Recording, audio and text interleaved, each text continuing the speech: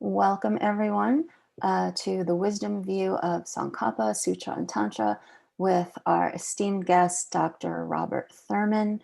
We're so excited to have Dr. Thurman with us today.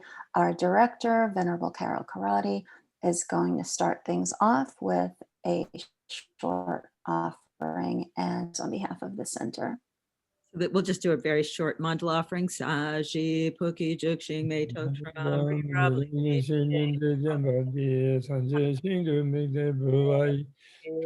Nanda Shingla Choba Sho Idam Guru Thank you. Jey Chen La Chanchen Bade Dagi Chunyan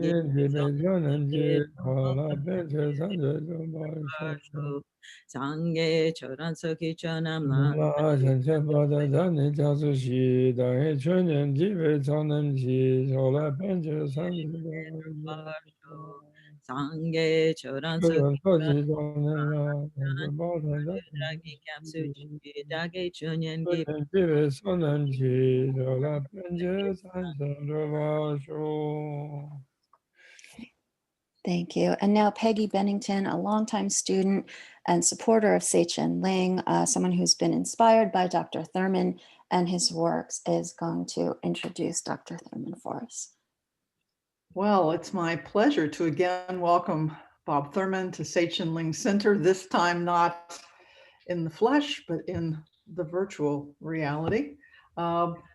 He's a Buddhist author and translator, professor of Buddhist studies, former monk, close friend of His Holiness the Dalai Lama, leader of treks to holy places, and the most entertaining and wise Buddhist teacher, lay Buddhist teacher that I know.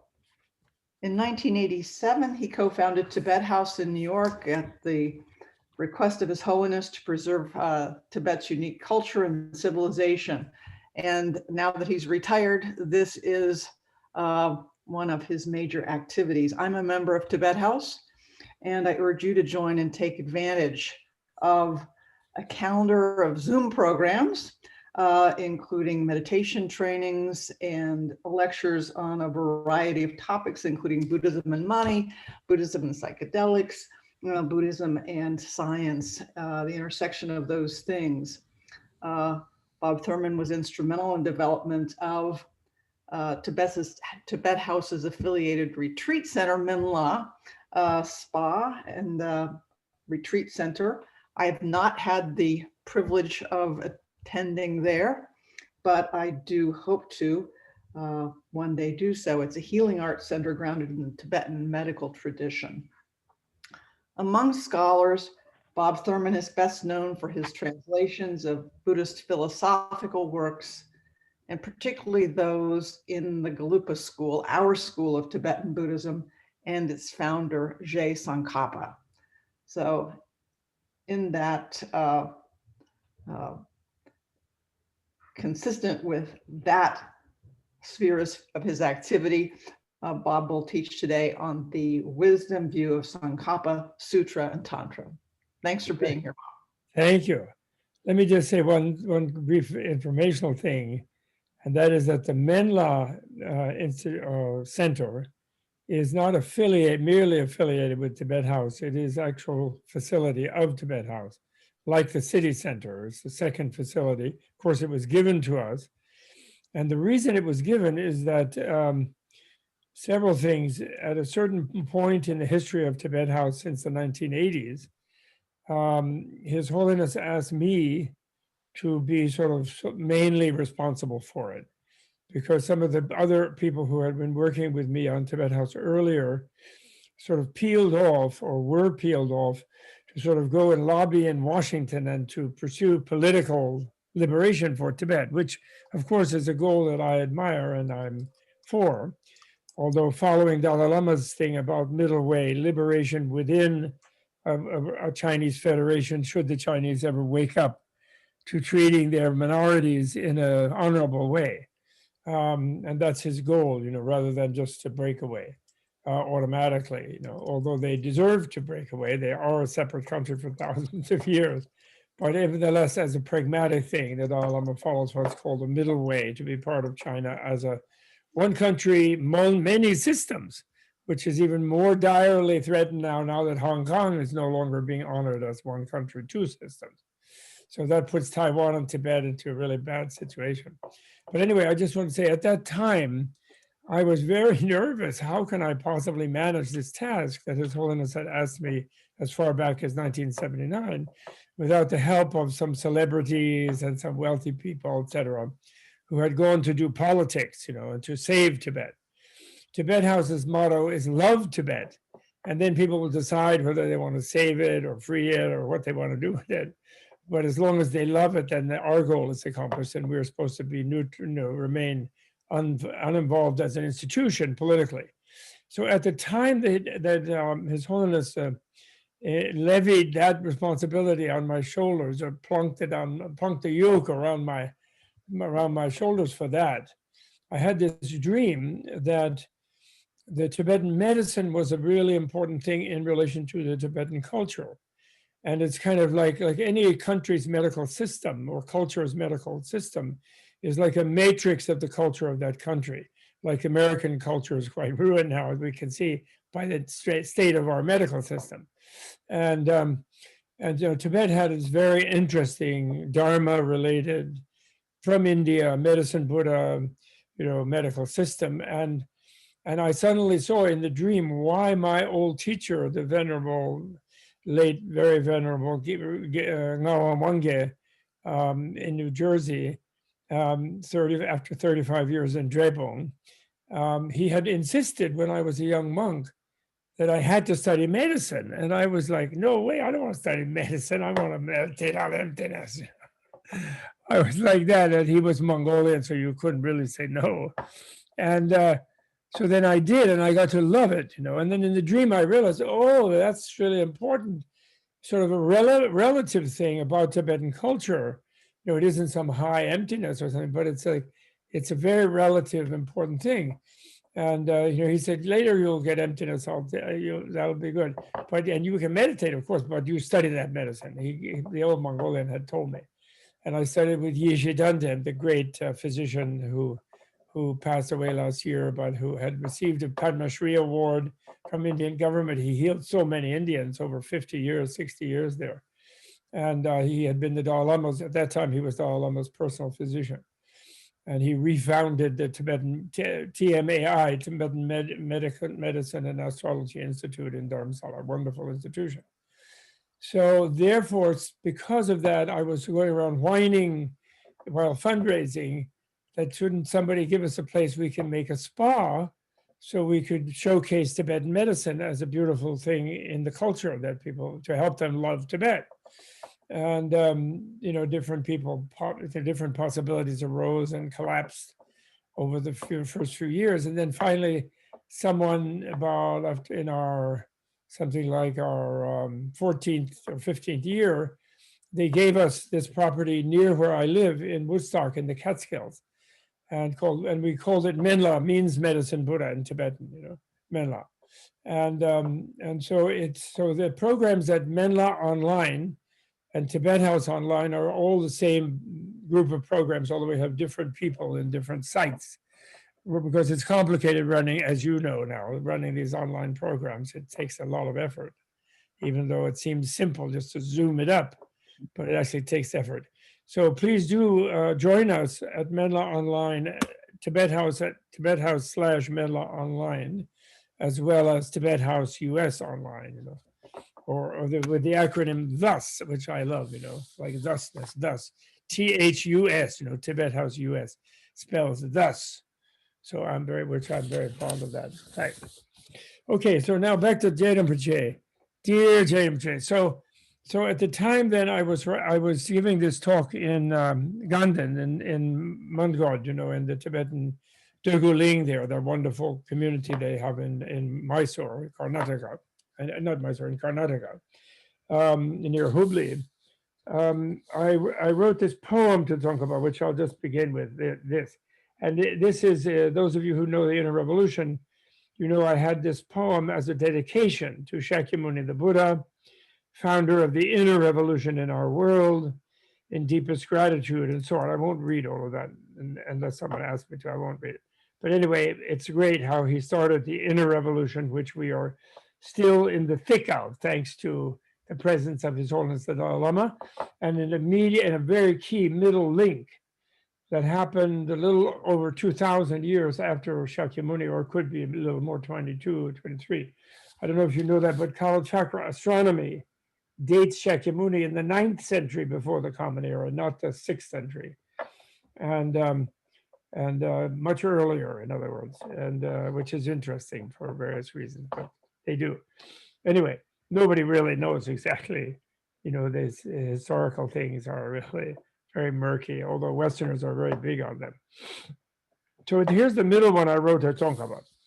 To Tsongkhapa Lobsang Drakpa, resurrector of the inner revolution in Tibet, unknown leader of the human renaissance on this planet, you know, if you dated around 1400. In your honor, this 600th year remembrance of your final demonstration of the esoteric community, bliss void, Father, Mother, Wisdom, Art, Communion, you are realizing non-duality by identifying with everyone, finding bliss and freedom in every mother being as yourself, as in yourself, opposite of fully cultivated Buddha self-God pride expectation. You saw nothing, knew voidness, surrendered into bliss, embodied clear light beauty, and your bliss flowed you out as healing balm to lift each being above their pain, as you served them all by empowering their reason into joyful liberation. Then by transforming such freedoms into each one's art, creating their own Buddhaverse, you met Shakyamuni face to face, still responsible for his Saha, tolerable educational paradise. You met Maitreya, fulfilling wishes in the future paradise with his one-day enlightenment. You embraced Vishvamata, that's Mrs. Kalachakra, in case someone doesn't know.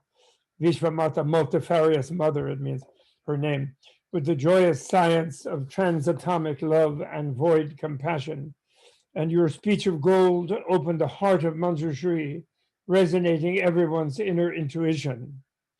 To say to you, as you yourself secretly said to Manjushri, and here I'm translating in a courageous way, the refrain in his famous work called My Realization History, you know, that is to say the story of his study and realization, which he wrote himself, a poem.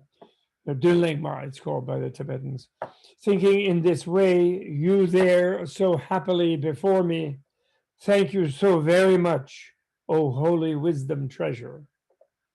That's what he said to Manjushri, and that is as the refrain in that poem.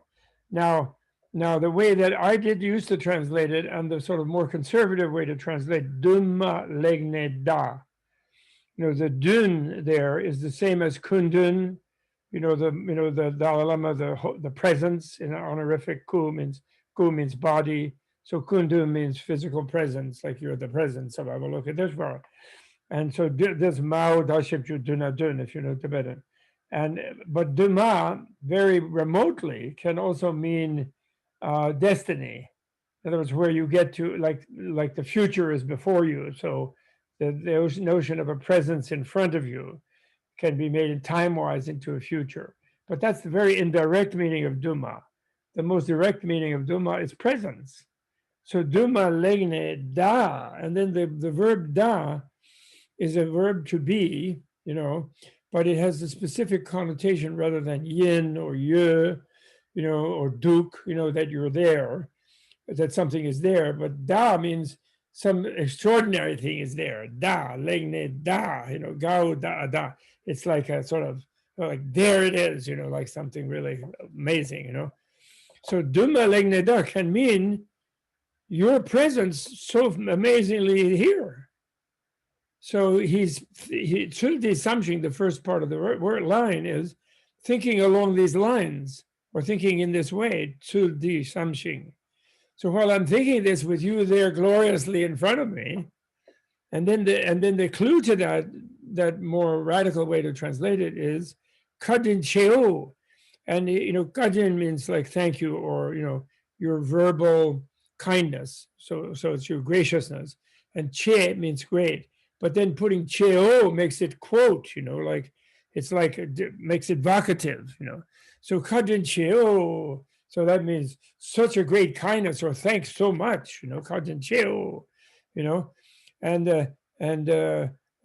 Jetsun Kembeter, that's just calling the name of monastery. Jetsun means your holiness, and Kembeter means wisdom treasure, or omniscience treasure, Kembeter. So it's a name of monastery, one of his names, the wisdom treasure. So I'm having, because some silly people who are, there were certain people in Tibet who were jealous of Tsongkhapa, sometimes for sectarian reasons and sometimes just personally. They just couldn't bear the idea that enlightenment is still around because they wanted to pretend they were enlightened, and actually they weren't. So naturally someone always wants to think everybody else is just like them. So therefore they were okay, yeah, maybe Buddha was enlightened like thousands of years ago, but couldn't really be an enlightenment around now. So I'm a guru, so I'll be enlightened, and then people have to think I'm enlightened. And some guy here who's really acting enlightened, he's writing enlightened teachings, that can't be, So he's not talking to Manjushri, no way. Then they started this whole nonsense thing. So that's why I've switched my translation to Duma Legne Da. So I translate, thinking in this way, you there so happily before me, or maybe I should say graciously before me, thank you so very much, O holy wisdom treasure. So that's a Tsongkhapa speaking to Manjushri while writing the record of his studies, which is overwhelming. I mean, he studied everything. That's why when I was a young PhD, when I just got my PhD more or less, and I had been a year with His Holiness doing thesis research on Lake Ningbo on the essence of eloquence in India. And then I proposed to Geshe Wangyal and to His Holiness sort of in serially, and then they got me both together at a little later point. And I said, okay, my life, I'm going to just translate all of Tsongkhapa's work, which in itself was preposterous. I've done like 2 or 3 books. Luckily, some other people have done a few others, but it's a huge, amazing volume. I mean, it's incredible. It's like all liquid platinum, liquid gold. It's unbelievable, his writings.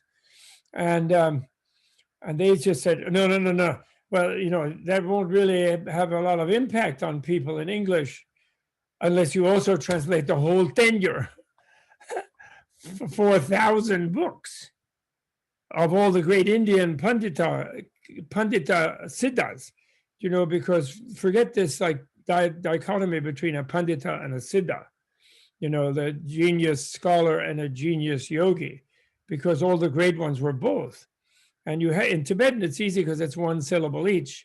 Ke trub. Ke trub means, the ke part means Pandita, trub part means Siddha. So Kedrub, like for example, Kedrub, Gelug Pelsampo, Tsongkhapa's Ananda, his younger successor, because the Gyaltsab, the first one, was really his age, so he didn't last that long after Rinpoche. But the younger one lasted a long time and had a big effect, on the Dharma, working with the first Dalai Lama, Genten Gyatso, Genten Trungpa rather, they worked together really well. And so Kedrub, Pandita Siddha, all those Indians. So they both told me, they kind of locked me in a room or locked mentally, and they said, you have to do whole tenure. Because Jey Rinpoche is completely backs up everything that Manjushri taught him and that he understood with all of the great genius Indians, the people who His Holiness are present Jey Rinpoche, are present Shakyamuni, His Holiness Dalai Lama. He's called the 17 great pundits of India. Remember in that poem that he wrote, that marvelous poem, he picked out 17 of the 700 authors in the tenure, but he picked out a special group of 17, Nagarjuna, Sangha, et cetera, all of them. The great pundits of Nalanda, but all of those pundits were siddhas. They were all siddhas. They were not just like writing, like professor publishing and perishing. No way. They were doing that. So anyway, so that was my point to talk about. So they twisted my arm, and then I complained. I said, "Come on, I can't possibly do all of that in a single, whatever, 30, 40, 50 years." I said, and they said, "Oh yeah, of course not. We're not saying that you will." I said, "But you started off, and maybe 3, 4 generations down the way, it'll be complete if you create an institution for that." So that was not Tibet House, even on top of that was before His Holiness asked me to do Tibet House, but that was like 8 years before that. But at that time he asked me just to translate the tenure. Give me a break. Which I said, and they said, "It's okay. You just do it sort of simultaneously and start it all off." And we've done that, and now we're working with Wisdom, the wonderful Wisdom, which we love, and the great Dan Aiken, and so it'll carry on after my death, to my delight, So I moved from Columbia Press to them. Okay, so that's the beginning. Now moving to the topic of this view. The view is a meditative thing. It's actually, and this, I'm addressing this lately. My new book will come out on my birthday, August 3rd this year, my 80th birthday, which will be called Wisdom is Bliss. Actually, I wanted them to call it Wisdom is the Bliss, but they wouldn't put the in there, the bliss. I could have put the bliss. Wisdom is the bliss. Because what I mean by the is that's the one that in our culture we salute when we say ignorance is bliss. If you recall that we have that saying. Whereas in the Buddha's teaching, it's the opposite. Ignorance is suffering and is the cause of suffering, but wisdom is the bliss, is the real bliss, it's the bliss of reality, actually. It's the bliss of knowing what is real, because the reality is nirvana. And that's so if you know nirvana, then you're in nirvana. You can only know it by entering it. And you can only enter it by realizing you've always been in it, because it's the uncreated condition of all this relativity, in fact. So no one has ever not been in nirvana. No suffering being, no being in hell is not in nirvana, but because they don't know so intensively in hell, they create a hell around themselves, because contrary to what our habitual perception is, we are living in a kind of dream. It's just a different dream than the dream when we're asleep, which is actually in a way reality instructing us that we're always in the dream. And the big difference between the dream and the wake dream is that in the dream we know that we are simultaneously creating the environment as well as our subjectivity, where our subjectivity awakens, and then we shape the environment according to our emotions and our expectations and our fantasies. We can be like right now, we can be in the Eiffel Tower having dinner, or we can be in San Francisco, we can be in New York, we can be in Woodstock, or in Catskill, in Phoenicia, in Menla, wherever. And we could, in a dream, you can zap around, right? And if we knew that this was the dream, we could also zap. Buddha can zap around now, but we don't, because we think, oh, objectively, this is the room I'm sitting in Woodstock. And that's a real wall over there, and it's different from me, and I have no control. And it's intrinsically real, as it seems to me to be, and I'm intrinsically real, as I seem to myself.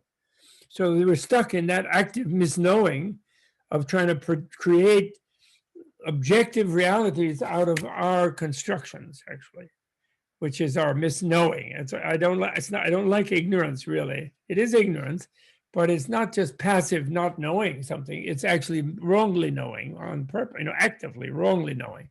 So there is a word in the Oxford Dictionary, misknowledge, with one S and without a hyphen. Just like we do have misunderstanding, miscomprehension, mistake, mis goes right into the word there, meaning not, right? So misknowing is, I think, I love it. I think it's a really good word. Misknowing, Okay, so now this issue of view, why is it, in that book I address, why is it Then in the fourth noble truth, which is the method of coming to remove misknowing and to realize nirvana as the real reality, only real reality. Always been there, always will be there, uncreated, because not made of causes, because uncreated, luminous, clear light, infinite in energy, but then surprisingly, because infinite in energy, quiescent, because once you are infinite energy, why do anything? Everything is already done. There's nothing that needs energy, really.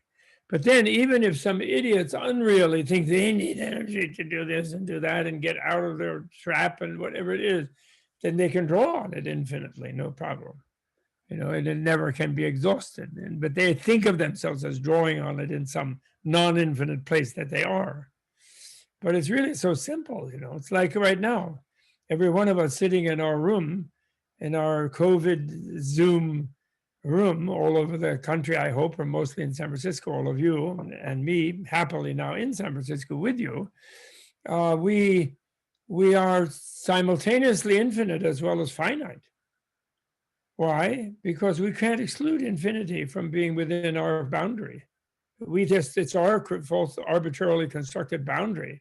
But infinity could not be excluded from being within our boundary, or it wouldn't be infinity, would it? We would have limited it by keeping it out. Right? So, which we can't do, and not doing that. Because therefore we're simultaneously infinite and finite every day without even thinking twice. And anyway, so that's the thing. So then the question is, you know, people say, oh, I got to meditate, I'm a Buddhist.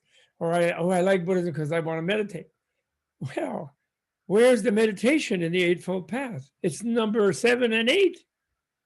First is the realistic view. And I don't say right and wrong, although that's not wrong. But I don't say it because I think that's too much, makes it sound like following a commandment. Oh, you're right or you're wrong. Which, you know, which is our tendency in our monotheism tinged culture, you know, and which is not that monotheism is that bad, but realistic is better. You know, what is right is what is realistic. And you know that if you don't step in front of a raging semi truck coming down the freeway, you're being realistic. You're also being right not to step out in front of it, but you're being realistic, because you'll be crushed if you don't. And so realistic and unrealistic, I'm very fond of that translation for samyak, you know. So, or, you know, yan Drakpa, you know, which can mean true or real, or more, it means more in Tibetan, yandak means more true or real than it does right, you know, correct.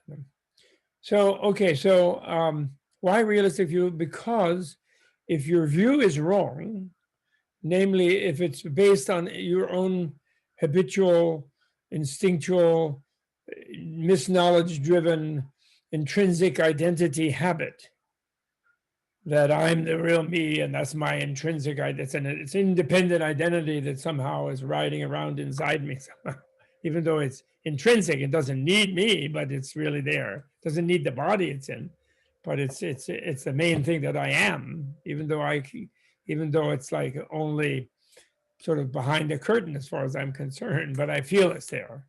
So because of that intrinsic identity habit, then if I meditate without dislodging it by reason and some kind of experience, then my meditation will only grind it in deeper. And this is the reason why people will have meditated for a long time, and they're supposedly some great guru and some, not just Tibetan, Zen, Hinduism, any kind of thing, Christianity. They're sort of supposed to be the leader of a group because they fully realized the aim of whatever group it was. You know, they met God or whatever, if in monotheism. And yet they behave really badly and harmfully to people. You know, like James Jones in whatever that, down in Guyana there, the Kool-Aid precept, just completely harmful, you know. And there's various ones, and I'm sorry, but some of our Tibetan teachers have behaved like that. I apologize, but they have. And the Westerners in the name of that. And also yoga centers and all kinds of things, Hindu gurus have behaved like that. And even in Asia before this, they did, not all, luckily most, some still not, but always some, who want to use the idea of that I have knowledge to have power over other people, rather than realize that if you really know reality, then you realize you're there to serve other people, like Buddha was. And which is why Buddha said to them, don't accept what I say just out of faith in me, but be like a goldsmith who examines the gold you see in the market before he buys it, and he melts it and he cuts it and he rubs it on a touchstone. And you should melt it in the fire of your experience, and you should rub it on the touchstone of common sense, and you should cut it with the sword of critical analysis and meditation, critical vipassana, critical analytic meditation. So he's not saying, believe me just because I say it. He's saying the opposite. And His Holiness Dalai Lama really flipped me out once in Switzerland. He was addressing 10,000 people, and he analyzed, he elucidated that verse. And and as he did it, his body language, he leaned forward. He was on the throne, of course, and Tibetan culture puts him on a teaching throne, which is normal for teaching, so people will listen to you. And then unruly people will listen. And then, but he then leaned forward, sort of like a waiter in a Chinese restaurant or something, like, please think about what I'm saying. Please reflect upon it. Please use it in your own mind. Don't just say, oh, Dalai Lama said so. Then it's not yours, then it's not useless to you. You have to chew it over, doubt it, question it, discard it if it doesn't make sense to you, but make it your own in one way or another, he said. And the way he said it. And then there was a lot of gurus in that audience, and I was just kibitzing in that teaching because I had to rush on work somewhere. Like my life is like that, my bad karma. But so I couldn't there for the whole teaching, but I just was looking across in front of him, and there were some gurus around there from all different types of groups, not just Buddhists, not just Tibetan, but some. And they were looking really uncomfortable that the big authority was not acting like, sitting up like a king, although he is a Dharma king, but he wasn't. He was acting like a servant. His body language was the language of a servant. And that's what it is. That's what a good teacher is, a servant. Not at all. I mean, we can say, someone has mastery of shoemaking, and they're a master cobbler. We can use the word master for that, but unfortunately, the word master is also used in connection with slave. Hegel's master-slave dichotomy, and so that's not nice. So anyway, so we're talking about view today. That's all. That was a little thing about view. And in a way, it is a meditation, but here's again one of Tsongkhapa's great things. Now, there's a mystery now Manjushri told Tsongkhapa, according to the biography, his own autobiography, and according to Kedrum's early biography, and of course, Tokten Jambal Gyatso's early biography, and then later biographies. Not at all just some late thing, as certain people nowadays who sectarian motivated people say. And Manjushri told him, you should always rely on Chandrakirti.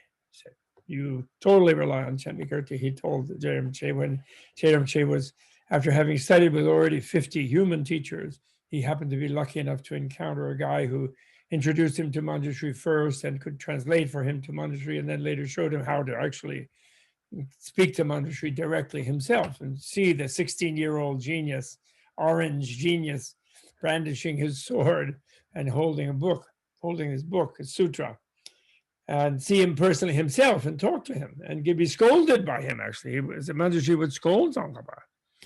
And at one time, Tsongkhapa asked him, how is my view of emptiness? That which emptiness means like nirvana, ultimate reality, the really real something. And Manjushri said, pathetic, you're a nihilist, he said. Tsongkhapa, what? And he said, yeah, you just think when you're holding nothing in your mind, and your mind is a blank, that's emptiness, he said. So you just think if it's a blank, it's emptiness, he says, and that's totally wrong, he said. And actually, although I want you to rely on Chandrakirti, he then said, this, I don't know if it was in this a little different conversation, but he said, Chandrakirti's job was to deepen looking at the void side of the void sight duality. You know, avoid as, or some people translate appearance, but I don't like appearance, I like vision, void vision duality, you know, or void sight duality. In the void vision duality, Chandrakirti's role at that time in the context of Nalanda and the great many panditas there was to emphasize the void side, which is not the dark side, by the way. Void is very bright, you know, but it's the bright side, but it's not the differentiated vision side of structures and things, you know, and differentiated objects and so forth and subjects. But your goal is to really make a fuss and to focus on the vision side, on the side of the relativity, of the relative objects. That's what you should be functioning on. And okay, and Tsongkhapa did that. And actually, there's another bunch of present-day scholars who try to, who get all hyped up by misunderstanding the great Gendun Chumpel, the great Nyingma Gelug, actually both Nyingma and Gelug educated scholar who went out to India in the 50s and 40s, and he worked with Roerich and other Western scholars and learned English and so forth. And he became a communist, actually, which got him in trouble when he went back to Tibet in the late 40s.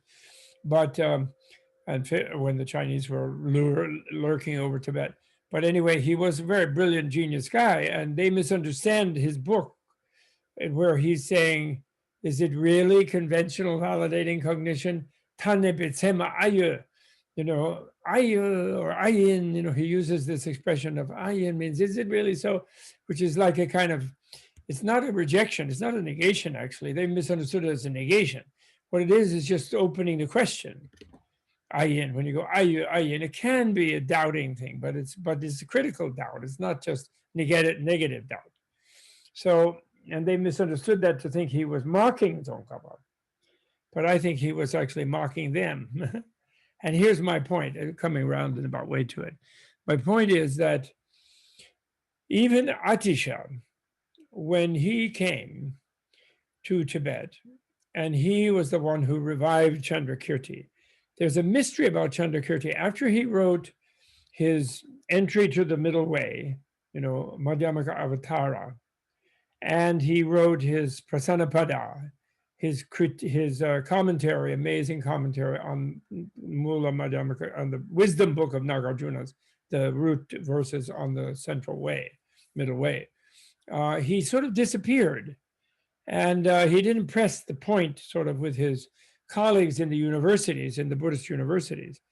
And actually the story is he went to Goa, very understandably, and which was called, oh no, I just, the name fled my name, it's the Konkana, that's right, Konkana coast. And in Goa, then he got involved with a bunch of tantrikas, and he wrote the Pradipodhyotana, the illuminating lamp on the Guhya Samaja, which was his great tantric work, reviving the school of Nagarjuna, you know, on Guhya Samaja, you know, which then Tsongkhapa also picked up that side of Chandrakirti simultaneously with his Madhyamaka side. You know, totally, it was always the same, because the Tibetans do not accept what Western so-called historiographical scholars think is so important, that since Tantra is just some weird obsession on people, it has nothing to do with Buddhist philosophy. So we have two Arya Devas, two Nagarjunas, two Chandrakirtis, two Dharmakirtis, two everybody. And the Indians were too stupid and they thought they were the same person. And then the Tibetans followed the Indians teaching that they were the same, that it was Nagarjuna who wrote both the Nagarjuna tradition on Guhya Samaja and Tantras, and Nagarjuna wrote the Karikas, because they go together. The view of emptiness goes together with the secret part of the Mahayana, of course, because if you really achieve non-duality, And you opening the central way means it's not some road out on Highway 101. The central way is your central channel. And when you realize emptiness, you open your central channel. When you fully realize it, you don't realize it short of opening your central channel, not fully. You can realize it at a conscious level, but you won't completely viscerally, you won't completely experientially realize it to the Buddha level until you open your central channel. And then there's ways of expediting the opening of central channel, namely Tantra. So it's essential that they are the same person. It's obvious actually, and everyone in the tradition has thought so.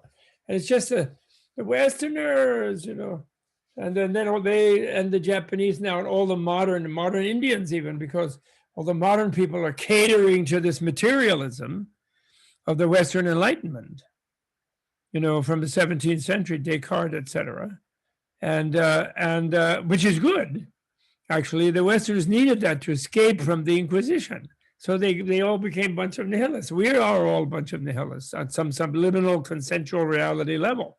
That's why we have a problem with realizing freedom, because we are brainwashed that we're just only me, my body, that's it, my brain. Thinking that there's someone who's going to get enlightened who's not my brain only is the illusion foisted upon me by my biological robot ship. I don't have to wait for Ray Kurzweil and Google to make myself into a robot in 2045. I'm already a robot. I'm just a biological robot. I'm a slimeware robot with a fragile body. They'll make me a nice titanium one.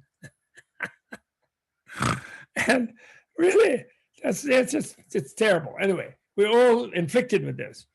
And but the point is that the view of emptiness is the root of non-dualism, which is the essence of even the individual vehicle. It's why in the individual vehicle, Buddha doesn't tell those mendicants, which later nowadays is Theravada, or Mahasangika in China. He doesn't insist that they be non-dual. He tells them Jataka tales about himself. He doesn't insist that they have to go and be king of the monkeys and die for all the monkeys. They have to be king of the deer and die for all the deers. They have to be ladies, wandering somewhere and, saving the life of their baby from tigers and things, whatever, all the things that happen in all the Jatakas. He doesn't insist on the mendicants, so you have to do that too. Because you have to be really have full scale nirvana, you have to be Buddha to be real full arhat. He lets them think they can just be personal, individual, disconnected arhats. Meanwhile, disconnection is the very name of misknowledge. But he doesn't tell them that is the point. But he tells them infinite space, medium, infinite consciousness medium, nothingness medium, beyond consciousness and unconscious medium, the four formless realms. None of them are nirvana. They are the four most dislocated possible disembodied states that the normal relational being can achieve. But they're not nirvana. So what other thing could there be of disconnection?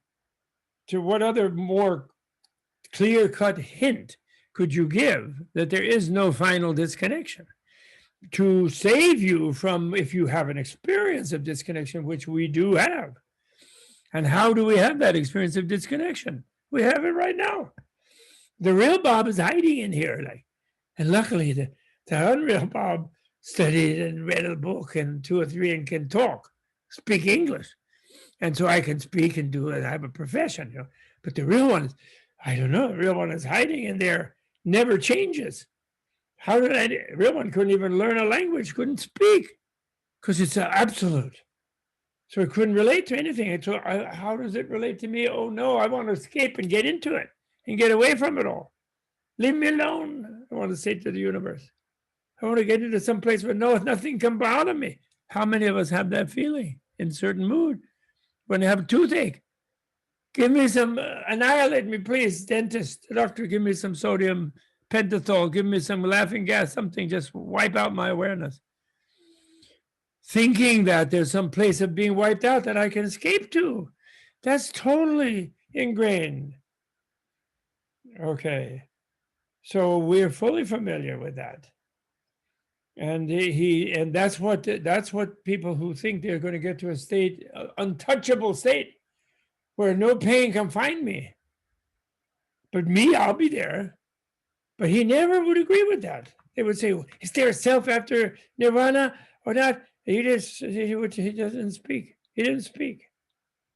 He's not going to collude in their psychotic wish to be disconnected. Okay? And actually, I found out in some Pali suttas, he says, even where is this uncreated nirvana? In the Mahasatipatthana Sutta, I found this. It flipped me out. I made a shout that if I was somewhat less of a dork than I am, all Sri Lanka would have shivered. As I was reading this, there would have been a quake, which was that he said, well, where is this nirvana, this third noble truth? The Buddha says.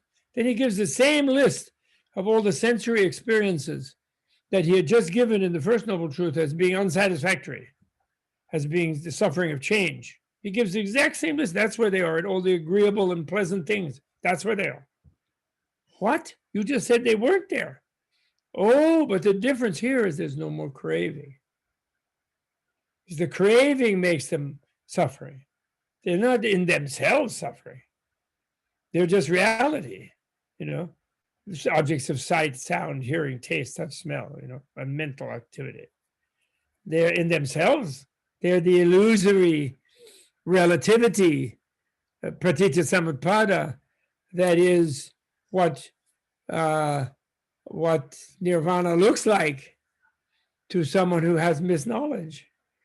And the Buddha still knows that it looks like that to them because his compassion never disconnects from them. So even Buddha knows how it looks like to them. And it's therefore, but he knows it's illusory. And they don't, they think it's real. The suffering ones. Okay, the craving ones. And of course they crave to get away from it because it's filled with sharp thorns. The rose bush has the thorns on it, right? So, okay. So anyway, I'm getting off track here, but then this is about the view. But the point I really want to make about the view is, look at Nagarjuna's original verse.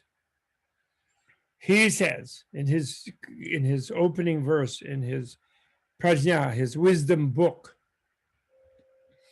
he says, who saw that dependent origination, or I like to say relativistic origination, or I even less like to flatly say relativity, because that's the emphasis in Madhyamaka level when we're looking at the view. The emphasis is the pratitya part, not the samutpada part, because the pratitya part really negates the samutpada part. Samutpada means production. Doesn't mean, by the way, arising. I really can't stand this arising. I'm sorry, but I have to make a little fuss about it. One of the wrong views that Nagarjuna critiques is the Sankhya view. And the Sankhya people think that the effect pre-exists in the cause. So it's already there in its cause. And therefore, what we think of as production of something from causes is just an arisal of the effect that already existed in the cause. That's how they explain the coherence between cause and effect. And that is completely negated by Buddha, because it's a kind of wrong absolutism about that that the effect is some real thing in itself and the cause of real things, and it sits in the cause and then it pops up. So the arising actually, without realizing it, subliminally accords with the Sankhya wrong view. Because if something arises, that means it's not being produced. It means it already was there. Whereas the point is, it's the point of the pratitya. Pratitya, having gone back into itself, means, or having gone back against something, means that it's not really there. It's just interdependent, and it seems to be there. So it indicates the illusoriness of production. Birth, samutpada means birth, production, creation. But I think Western translators are scared to use the word. They don't mind production because it's sort of industrially lauded, as we have to be productive. But then it doesn't sound right to them, production. So then they can't use the word creation because that's in the Old Testament. It's in the Jewish Bible. Can't say creation. So they go arising. And I always think of a bunch of porpoises jumping up and down out of the water, dependently arising. So it's so ridiculous, really. Somebody who wants to rise something, I don't know, someone with ED, they want to arise, it's real absurd. It's dependent, the interdependent production or interdependent creation, meaning it's not really a creation. It's just it's a relational thing, So, but anyway, he doesn't say who saw emptiness. He doesn't mention emptiness in that verse. He mentions only relativity or relativistic creation. And why? He says no birth, no death, no absolutism or no eternalism, no nihilism, no coming, no going, no unity, no plurality. He makes 8 negations. And then he says, I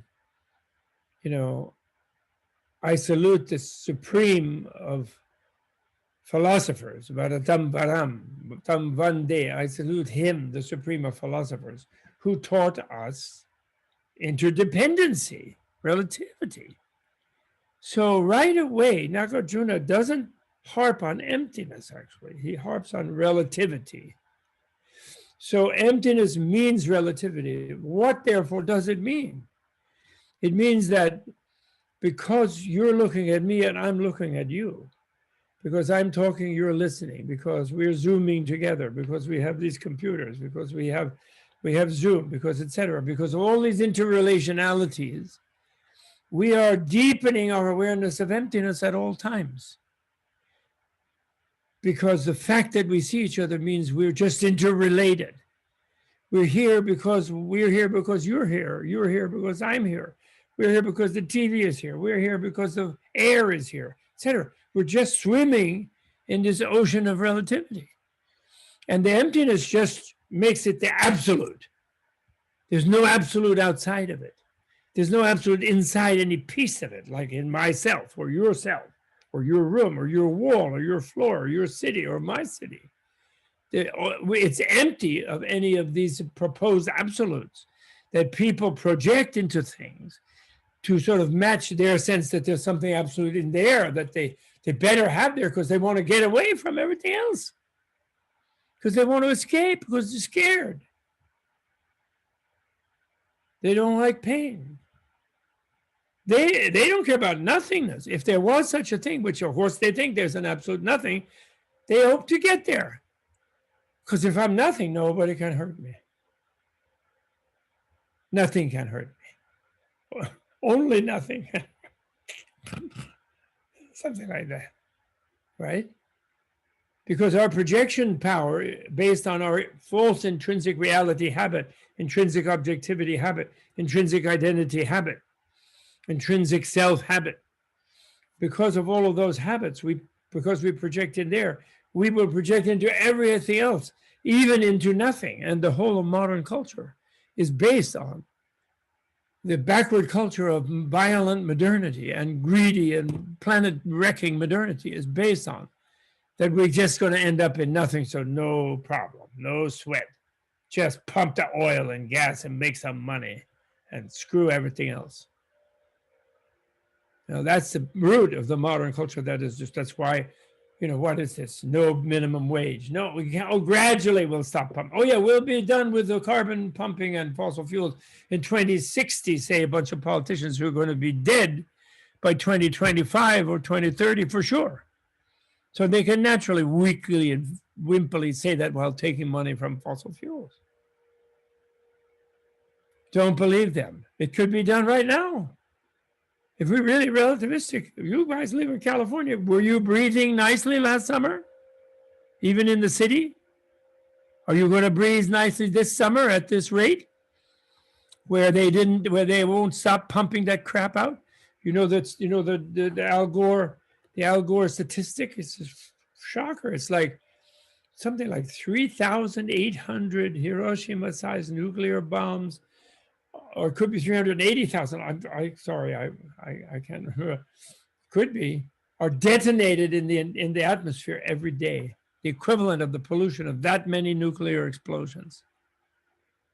are like entrusted to the atmosphere every day by the whole industrial global cancer, the cancer of fossil fuel industrialization in the planet, of consumerist, greedy, and we don't need a world war. We have engaged in a world war on nature. And making peace means turn it off at once and build a substitute at once. That's what it means. And it could be done in just a very few years, actually. By 2030, we could have no carbon. We could all be carbon neutral. Although I think to do there by then, which we should do, we need some mini nukes. I mean little ones, suitcase nukes, the size of nukes that has run those nuclear submarines, for 50 years without one single accident. In that part of it, maybe they run their machine into a ditch or into a rock, but none of them have blown up. So it can be done safely at a small scale, and the amount of pollution it produces, we'll have to take care of when we're safe from California burn me. Someone will figure out something to drop it down into the magma if necessary. Whatever little bit of plutonium or whatever it is that's left. Not just put it on someone's water table or some nonsense like that. Spend the money, make a really deep hole and just drop it. That could be done. Anyway, that's another story. I'm sorry, that's a digression, I know. So my point is, relativity is the absolute. Now that's called the royal reason of relativity. All things are empty of any intrinsic reality or intrinsic objectivity or intrinsic identity. There's the 3 levels in Buddhist science. You have to figure that out. They are empty of it because they're relational composites. Okay? And that includes an experience of nothing. That includes an experience of being in space like equipoise samadhi when you're practicing the meditation on selflessness. And you'll have an experience like you disappear into space. And you won't be able to even think in language at that point. And you'll think, boy, this is it. If you don't know the royal reason of relativity ingrained in your common sense, you will misinterpret that as having reached the ultimate. Flash of light, vast, oh, that's me. So now I have realized emptiness. You run around saying, I realized emptiness, and then you think you can do whatever you feel like. Because you'll think that it's another interpretation of that experience, which is simply a counterbalancing experience of your thinking that all the relative things have intrinsic reality separately.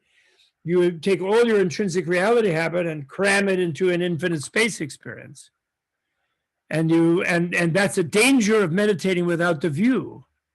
If you have the view, rational view, that anything I experience, because I'm relative, even if I have an experience of the non-relative, will be relative. My experience of it, nevertheless, will be relative.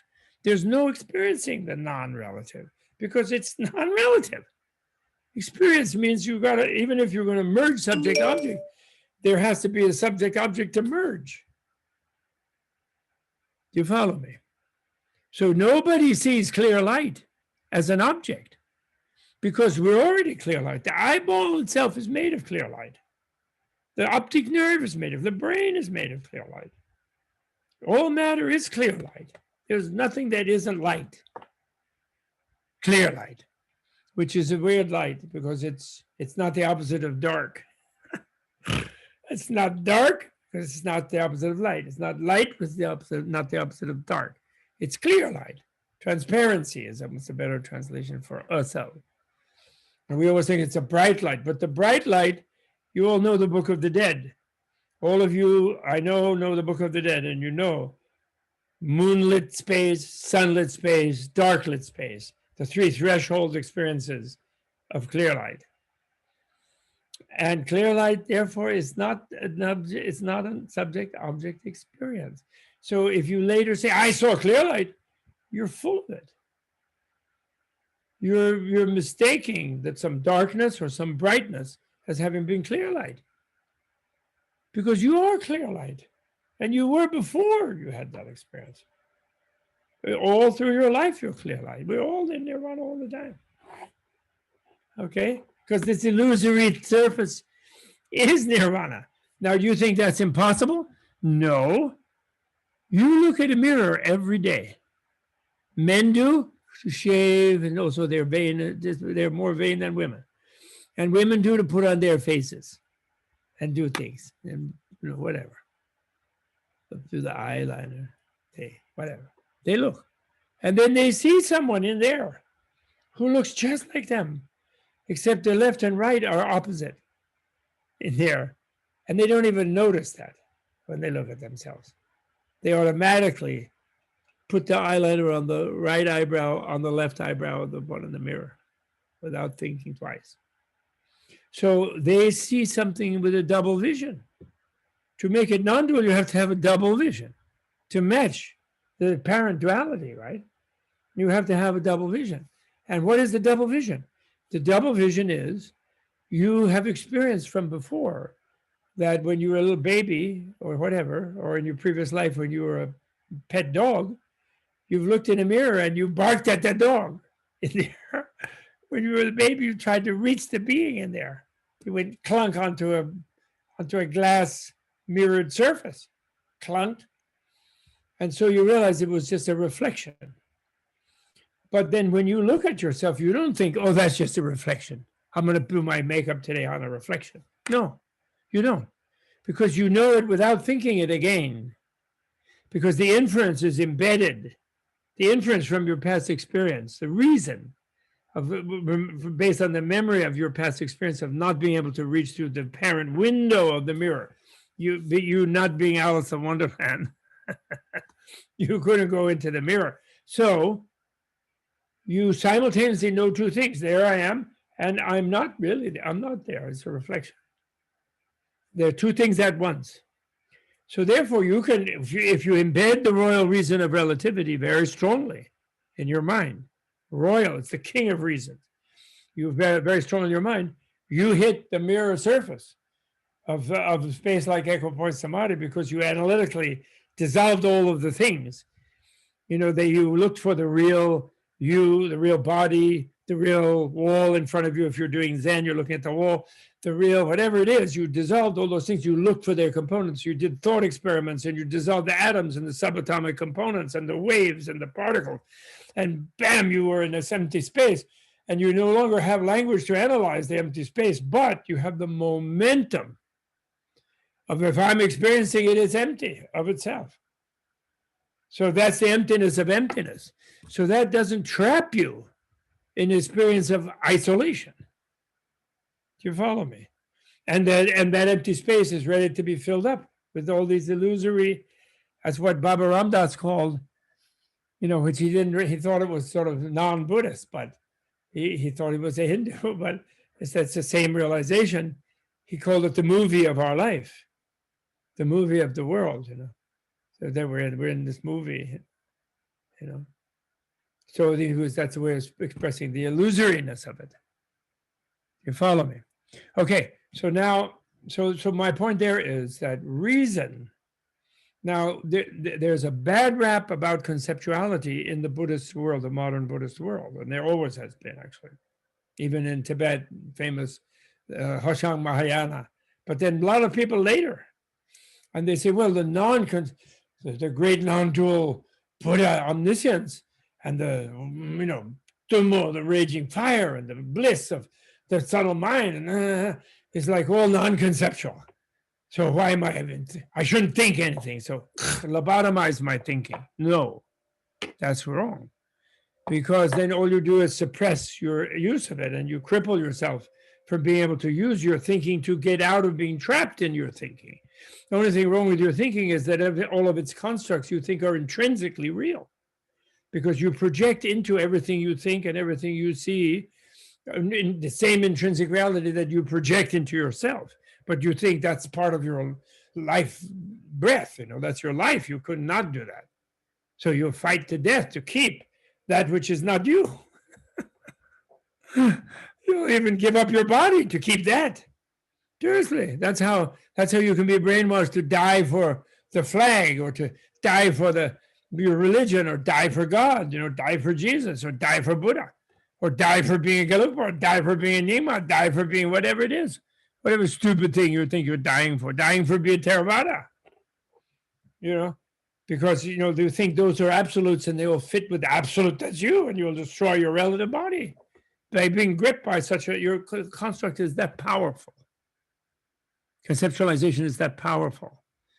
So therefore, my point is you need conceptualization poised over the distortion in conceptualization in order to be free of it, really to be free of its distortion. So therefore, at the state of enlightenment, so-called direct experience and indirect inference are one thing. That's another duality that is merged into non-duality. It is not that the reason is discarded and then you leap off someplace. If you think you do that, you're going to carry unreason with you. You're going to be conflating non-conceptuality with wrong conceptuality. And you will throw out accurate and realistic conceptuality, which is the negation of the trap of conceptuality, if you follow me. So the pure negation brings you the openness that you need to face the stages of bright moonlit space, white space, boiling red hot consciousness space, Dumo space, but the brightness of it, not necessarily the heat of it, that stage, and then the dark space with the nothingness seeming space, and none of them will they be able to trap you. You will see all of them as empty of any absoluteness of what they seem to be. You follow me? So that's Tsongkhapa, that's the greatness of Tsongkhapa. Is reason and enlightenment. And reason, so that's why, wisdom is made of three levels. Wisdom born of learning, wisdom born of meditation in the sense of thought-using meditation, analytic, discursive, doubt-raising meditation, like Zen people do. They doubt, they get their koan and they go crazy. The dog, moo that dog, moo on that dog. They make a cow noise at a dog. Moo. Does the dog have the nature? And which is good. Listen, and then they have satorics. They break free by taking reason and making it critically against itself and pure negation.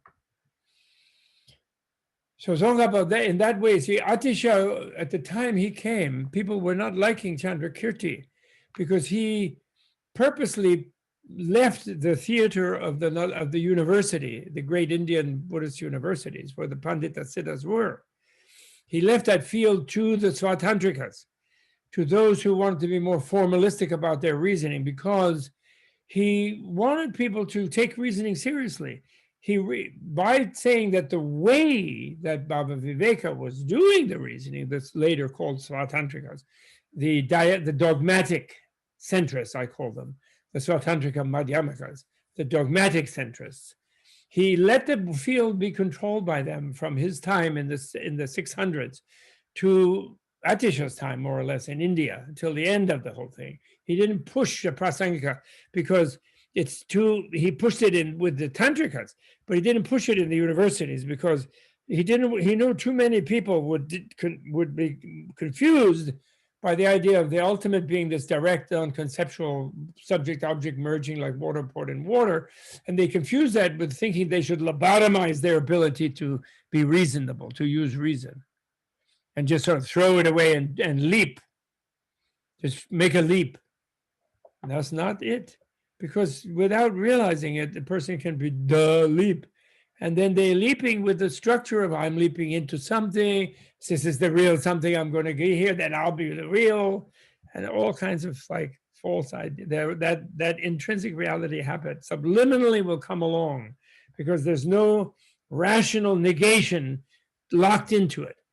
And actually, therefore, Chandrakirti in his era, as Manjushri told Tsongkhapa, he emphasized the void side.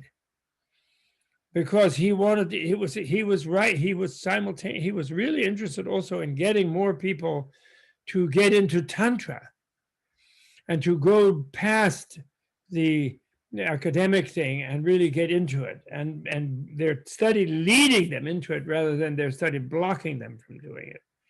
And so he was really, that's why he moved out of the monastery at the time, because then too many people would have done it in the wrong way. So he was leaving the other ones, let them be more formally logic, even though he showed in his commentary that if Baba Viveka wanted to do the logic right, he would do it like a dialecticist, like Nagarjuna, Buddhapalita, and he were doing, in a dialectical manner, like Socrates did it, actually.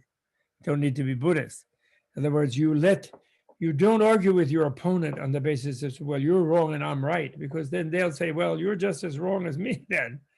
And they'll cling to their rightness because it'll be their intrinsically real rightness, just like they think you're being intrinsically really right.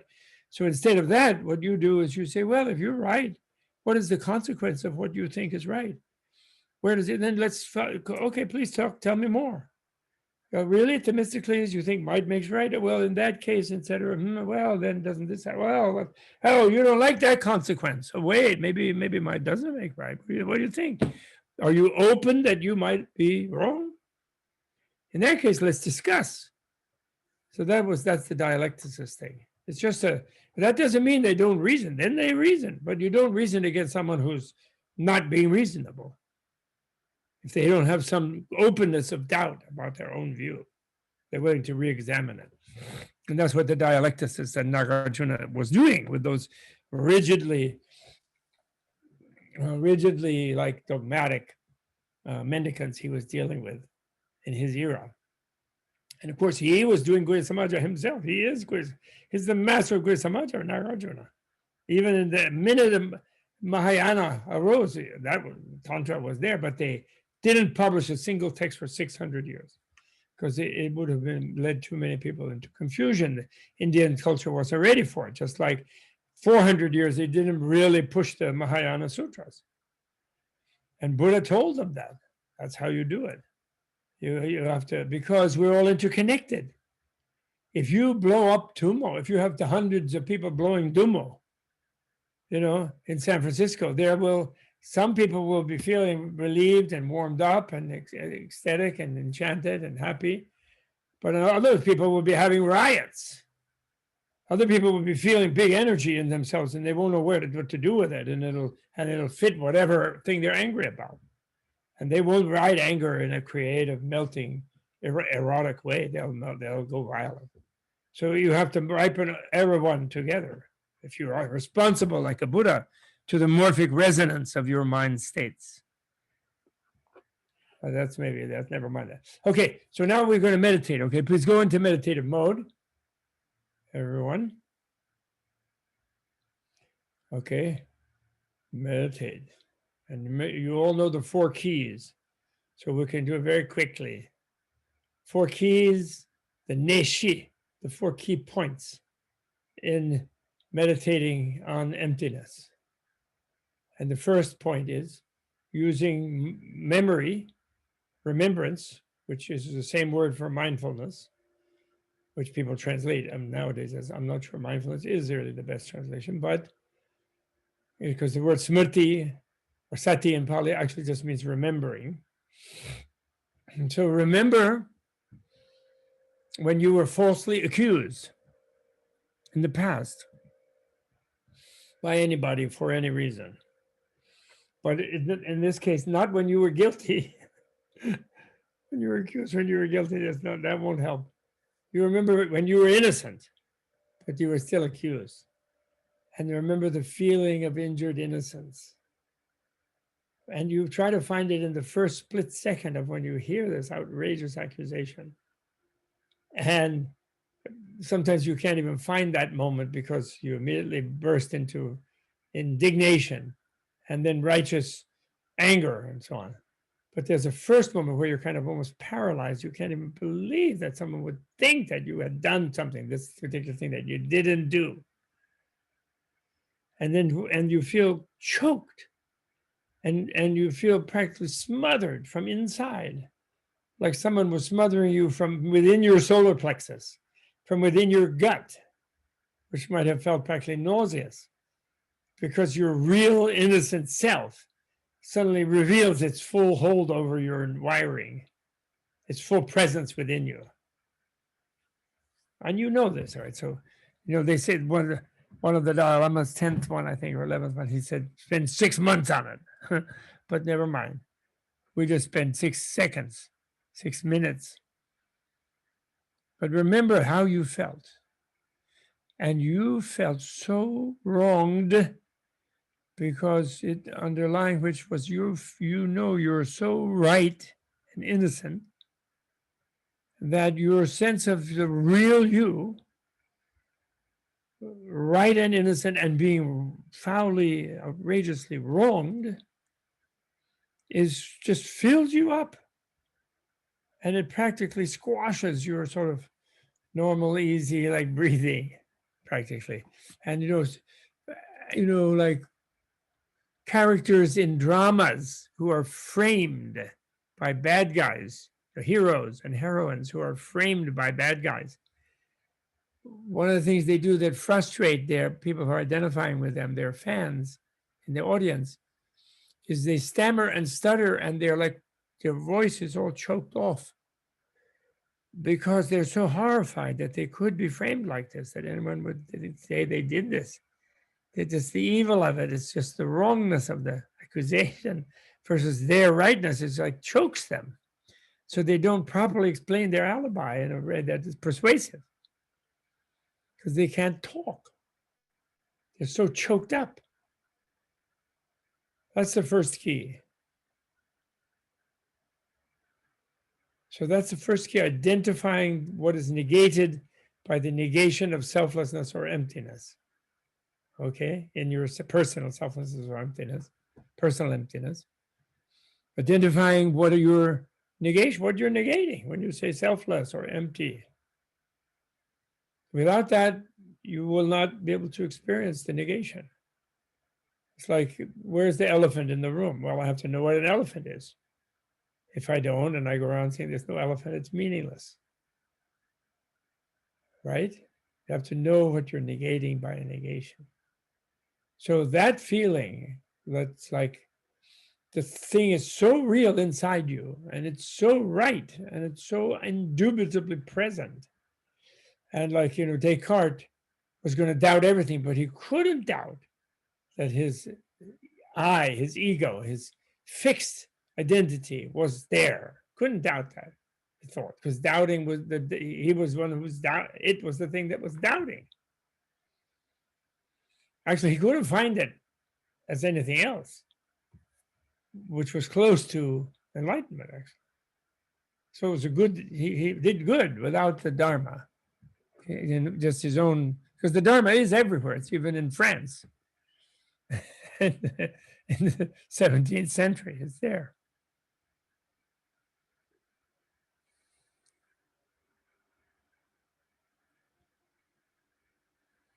So that sort of feeling of all choked up, me, and the I as being rooted in this sort of thing that's choking you when you're falsely accused. That's what you have to find if you're going to disprove, if you're going to confirm that it is there and disprove what Buddha said, Nagarjuna said, Tsongkhapa said. And therefore, you can't really get a deep sense of it until you know what it is they are negating. And you won't really know that until you realize you don't agree with them at a visceral level. I don't know what you mean by, I know that until you realize you don't agree with that. Siri, it's okay, Siri. Siri, no, never mind. Okay, so that's the first key. Now you know what you're looking for, and now you know you want to find it. It's not like you ahead of time know that it's not there. Which is a superficial kind of, that would be Buddhism just accepting what Buddha said just because he said it. And that wouldn't get you anywhere. Now you realize you don't accept it, actually, because you feel you're really real, you yourself. But you now realize that that's what's being negated. So if you want to understand it, you have to find it, although your motive is not to agree with it. Your motive is to confirm that it's wrong because you're really there. Emotion comes behind that when you really meditate on that. So then within that storm of emotion of I'm really here, and I'm going to really find out about this, there's a second key. Second key is, let's admit that we're dualistic. Let's be binary. If I look with all my might and I feel I'm absolutely here, then I absolutely should find myself. And if I don't, I will have to cope with that, absolutely cope with that, actually. So, but there's no other third way. I can't sort of absolute and not absolute. I can't get into maybeism. I can't get into all those kind of weird things that I commit to the fact of my habitual dualism. And I'm going to come up with a pragmatic response of confirmation or disconfirmation, one or the other. Okay, that's the second key. So that's sort of like taking stock of my subjectivity, really, you could say. With what am I looking for this? Okay, because in practical terms, I'm binary. I walk through the door, not through the wall. Okay, because the door seems intrinsically open for me to walk through. The wall seems intrinsically not open for me to walk through. So I abide by that seemingly enforced duality. I mean, I like to fantasize about walking through the wall, but I don't do it. Okay, so that's it. Confirm or disconfirm. Then the third key is, well, this real me seems like the one thing that I am, that I really am. Even my, my fingers, my hands, everything, my body is not necessarily it. It's there associated with my body now, but it's more real than it. I realize my body can disintegrate and fall apart. But maybe if I take my body in relation with my mind, all the levels of my mind, my sensations, my conceptual concepts and notions, my emotions, and deep structures like up and down and left and right and in and out. And then finally, my consciousnesses, maybe all as a unit, it is really one thing. So it is really this self. So I examine whether it is the same as this real self that I now acknowledge that I feel within me. And I'm going to examine my body and mind complex to see if it can be ultimately, when I really see it fully, it's this one thing. And then what you'll come up with is you will get down to finally, when you analyze body, sensations of the body, ideas about the structures and sensations of the body and the non-body, emotions about connection and pleasant and unpleasant within the body and reactions to all of that.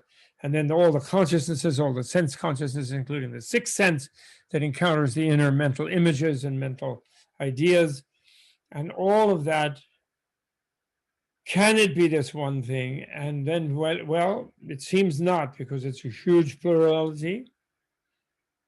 It's a buzzing, blooming confusion, William James said about it, stimulated to do so by a Hindu person meditating non-duality that he met. It seems to be just a vast plurality, my body-mind complex. But actually, the one me that's looking at that seems to be the one thing, and maybe that's only the only thing that's real. But then when I try to turn around that awareness to see itself, it's like spinning, makes me dizzy, but I have to hold that at one point, because that's still the thing I'm hot after. That's what I must confirm. And when that happens, I spin and spin. And then if I have to have real concentration, not to get dizzy, not to pass out, not to faint, and I keep at it. And what will finally happen is that the sense of I, the subject, and the sense of I, the object, gets spinning to catch itself as the object, to confirm its presence. The subject confirm the presence object. Both kind of melt in the spinning. They exhaust themselves. It melts. And I have experience of being space-like equipoise samadhi. I go into the experience of everything dissolves. And I feel no such momentum. And I feel actually release. And then the last temptation of Buddha, the last temptation of Arhat, of Shariputra, is is this space the me? If that's what I really am, that seems like no parts. It seems like one thing. It seems like everything. Everything else seems to dissolve with just all the body and all the differentiated objects and the mental notions and everything, mental and physical, all dissolved into this vast spaciousness. And this vast spaciousness seemed luminously white to me. I think they don't say because they don't connect it to the Tantra thing, but I think it is the luminance or pure vision. It's the luminant space, the first of the three subtle mind states. It is a taste of that.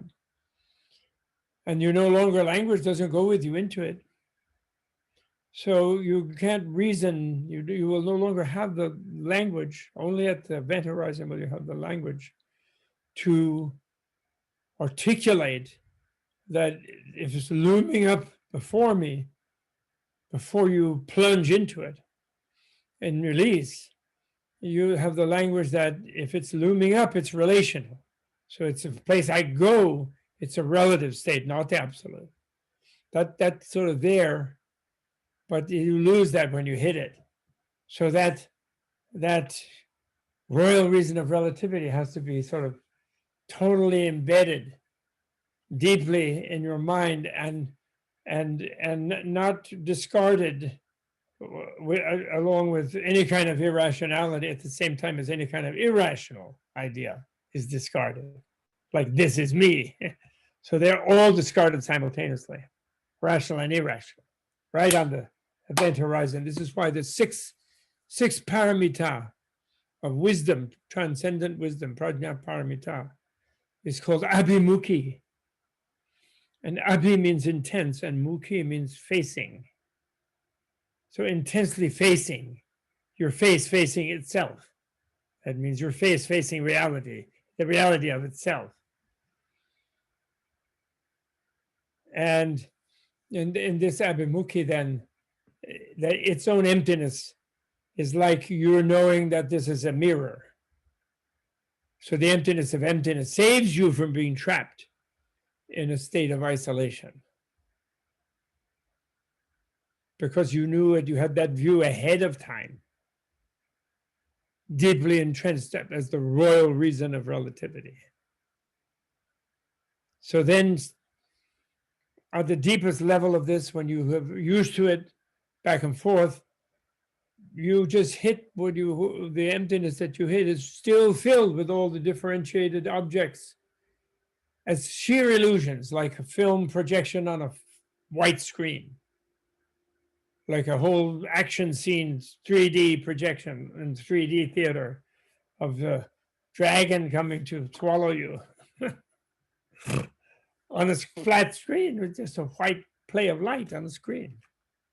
That'll happen simultaneously, is the idea. The illusion like aftermath samadhi, it can be called. Jetob. Nilamtao Jetob Tingetsen. Or Jetob Shera, aftermath wisdom. The illusory aftermath wisdom. Okay? Okay. Ding, that's the end of the meditation. So that is the sutra emptiness. Okay? So now that sutra emptiness is unchanged in Tantra. There's no change. Tsongkhapa has the marvelous thing at the beginning of different books. I think in Ngarim Shamo he does it. And he does it even more strongly in his Perfection Stage book, the brilliantly illuminating lamp, which Jey Rinpoche wrote about the perfection stage of all perfection stages, but focusing on Guya Samaja perfection stage or completion stage, whatever you like to call it. Zogrim, the 5 perfection stages. And because when you realize emptiness in this proper way, where it's combined with the emptiness of emptiness, and you are not seduced by the final temptation, the last temptation of Buddha, which is the temptation of thinking that the space is you and just permanent space out, which if you really get stuck on, you'll be reborn as a deity of the formless realms. And that's a very bad thing because that is terrible suffering. It seems like totally quiescent and nothing bothers you there. It's like an isolation type state. But what's the suffering of it is it's impermanent also. It's made of causes. It's a relational experience that you got. The causes are your yogic adeptness, your yogic ability to concentrate, to analyze things in terms of coarse and fine, in terms of the intrinsic objectivity of things. So your subjectivity became the objectivity for you. And then you become incredibly stupid, is the great danger. And you become numb because your critical insight gets totally lost because you reify yourself in these nothingness type states. And one of them is called a nothingness state, actually, and then a nothingness plus non-duality type of nothingness. And then, which is just more comprehensive, which is more being right at the fringe of clear light, but keeping it as isolated, your own clear light, wrongly, which of course is not clear light. This is clear light is everybody's, everything's. And then the only place you go from there is the animal kingdom. When you die out of being a disembodied being, because of whatever momentum got you there and expertise and causal process, when it exhausts its impact in the fruit of being a deity of that realm, you fall. And where you fall because of your immense stupidity is the incarnation of stupidity, which is the one eating another animal realm. It's a terrible. It's maybe, I mean, it's not as bad as the realms of hatred, which are the hells, or the realms of lust, which is the preta realm. But it's bad. One eating another. Chig anyonya bhakshana. The world of mutual consumption. And there's no sense of time when you have no body and no heartbeat. So although you may be there for aeons from the point of view of ordinary humans and animals and others, to you it's a split second and you're just an animal right off. At least I think so. My frustration in the dentist chair when I got knocked out. And then they were kicking me out because an hour had passed, half hour had passed, and my tooth had been extracted. And they had a cotton wedged in there for the blood.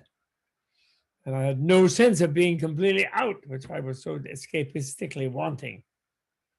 It's like instantaneous, the buzz, and then you're back. And there's no sense of time in between. Now, where does Tantra come from? Why is it secret? Well, they say Tantra and the esoteric Mahayana are all, they say they are causal vehicles. That is to say, you're doing something which you consider to be accumulating the causes of becoming enlightened, which will be the fruition, the effect that you will get at some point. And that can be very intense, of course. Practices are very intense type of practices. Of, wisdom, compassion, merit, whatever they are, they can be very intense. Detachment.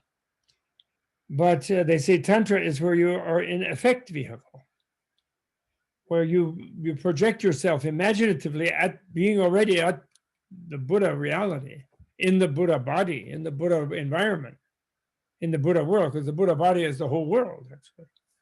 Any Buddha surrounds themselves with a world that they shape for the benefit of all the others who they think are also them. Since Buddhas think they're everybody, poor things. And luckily they can hack it though, because they feel so blissful about it. But anyway, but they know we don't. They don't numb themselves to our pain because of their compassion. They're empathetic, but they can take it. But anyway, Tantra. So Tantra is where we project ourselves there, and then they say because normally, and the reason we do it because we're bodhisattvas, we have to achieve any kind of enlightened level in the exoteric, like abhimukhi, the bodhisattva stage of even pramudita, from generosity, the bodhisattva stage of luminosity, of radiance, of foregoing, of hard to conquer, hard to achieve, of facing, abhimukti, super facing. And we achieve those bodhisattva stages.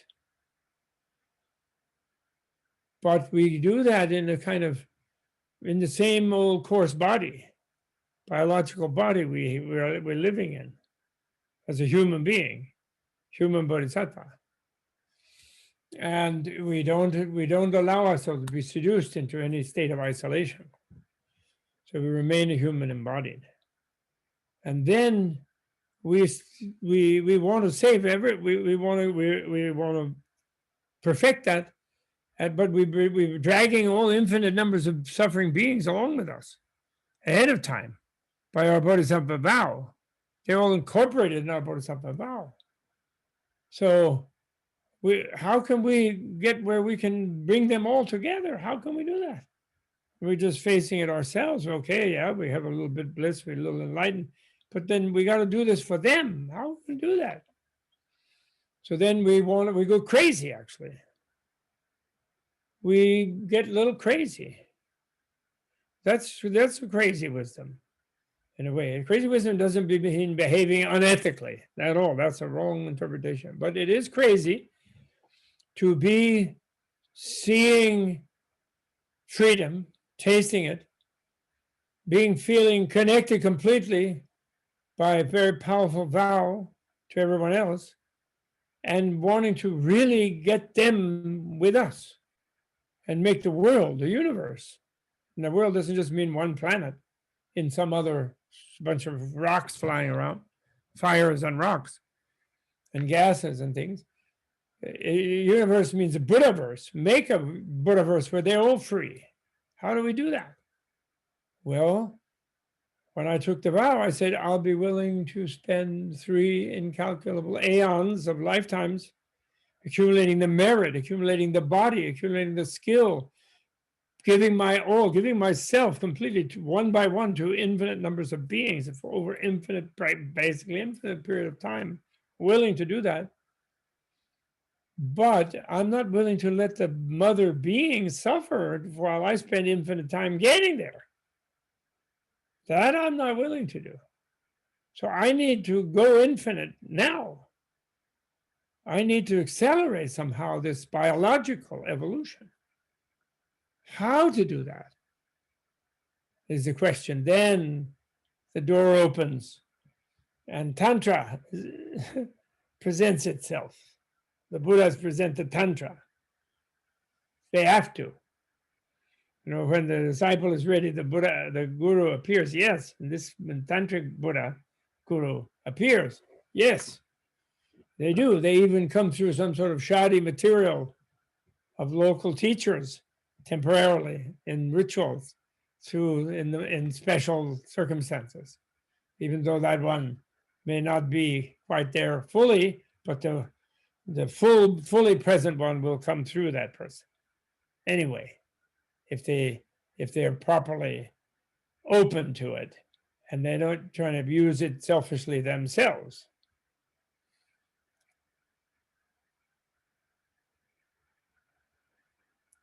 So one of the best descriptions of Tantra that I ever heard was taught me by Tara Tulku. I first heard from Tara Tulku, the former life of Tara Tulku. And then later I heard the same thing from Dalai Lama. So I'm not saying who was first, but it doesn't matter. I think they're both there. They are. And that is, someone said, well, come on, just tell me the word. What is it? What is it? What is it? And he said, well, sutra means wisdom is mobilized to destroy samsaric relativity of suffering of beings, yourself and others altogether. So you destroy the world with it, actually. Wisdom does. But it's the suffering world that you destroy. After you've destroyed it, all that's left is the wisdom.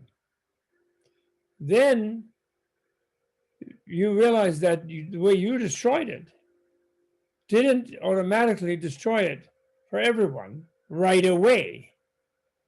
Maybe you got a taste that it will when you're Buddha. And then maybe in the vision of other Buddhas, it already has. because they're present in all moments of time. But the beings themselves don't feel like they're free. They don't feel like their suffering is destroyed. They feel trapped in it. So I have to get to Buddha faster. So I can, the ones I'm responsible, like all the Buddhas already did all beings, but I see some beings really messed up still in my field, in my realm of responsibility, because of what I see, what I'm aware of. My loved ones, my enemies, they're worse off, neutral ones. So for them, I go crazy. I'm gonna do something. I'm gonna go to some biological, genetic, accelerated acceleration. I'm gonna go into some super science, super subtle plane science to accelerate evolution of the Buddha body, of my Buddha body. That's what I'm gonna do. And so I'm ready. So then when I'm ready, the mandala suddenly is all around me. Of course, it comes through another person. And that person becomes my guru. Although the tradition would have us probably both dead before we got around to it. Because the guru is supposed to look at me for 12 years. But he doesn't bother until I've looked at him for 12 years and decided, well, or her, and decided that's my guru. I can trust that one. Then the guru will entertain whether or not to accept me. Then he or she looks for 12 years. So it's going to be 24 years before we get started, according to the text. And then most likely we'll both be goners. So somehow we have to accelerate our investigation, and texts will help us. They tell us what a bad guru is like and what a good guru is like. And one of the things that bad guru is like is bad guru is harmful to their students. Good guru never harms their students, ever. I don't care what you say about the Naropa. Tilopa had Naropa jump off a cliff and all this kind of thing. He didn't really have him do it. Naropa stupidly did it. And Tilopa didn't mind because he could completely heal him in one wave of his hand. Like Dalai Lama says, oh, be careful what you say when you're in this zone of teaching, because some hippie couple, they'll all jump off a cliff if they think that's what they need to do, because they go a little crazy when they take the Bodhisattva vow seriously and want to accelerate being really able to help. So not only do I not have the ability like Tilopa to just wave my hand, as someone said, but here in Dharamsala we don't even have ambulance service. It's such a humorous, really. I'm sorry, I laugh for days. I'm still laughing. That one. And so, point is, they never harm. You know, what happens between some two really super high beings who are at very advanced stage of perfection stage development, that's not harmful for them. That's helpful. But it would be really harmful from someone who jumped off a cliff with no healer and no ambulance service. For sure, then that would be being harmful. So that's taught about the guru. And they know how to do all the mandalas, and they know all the things, and they follow scrupulously the traditional methods and so forth and so on.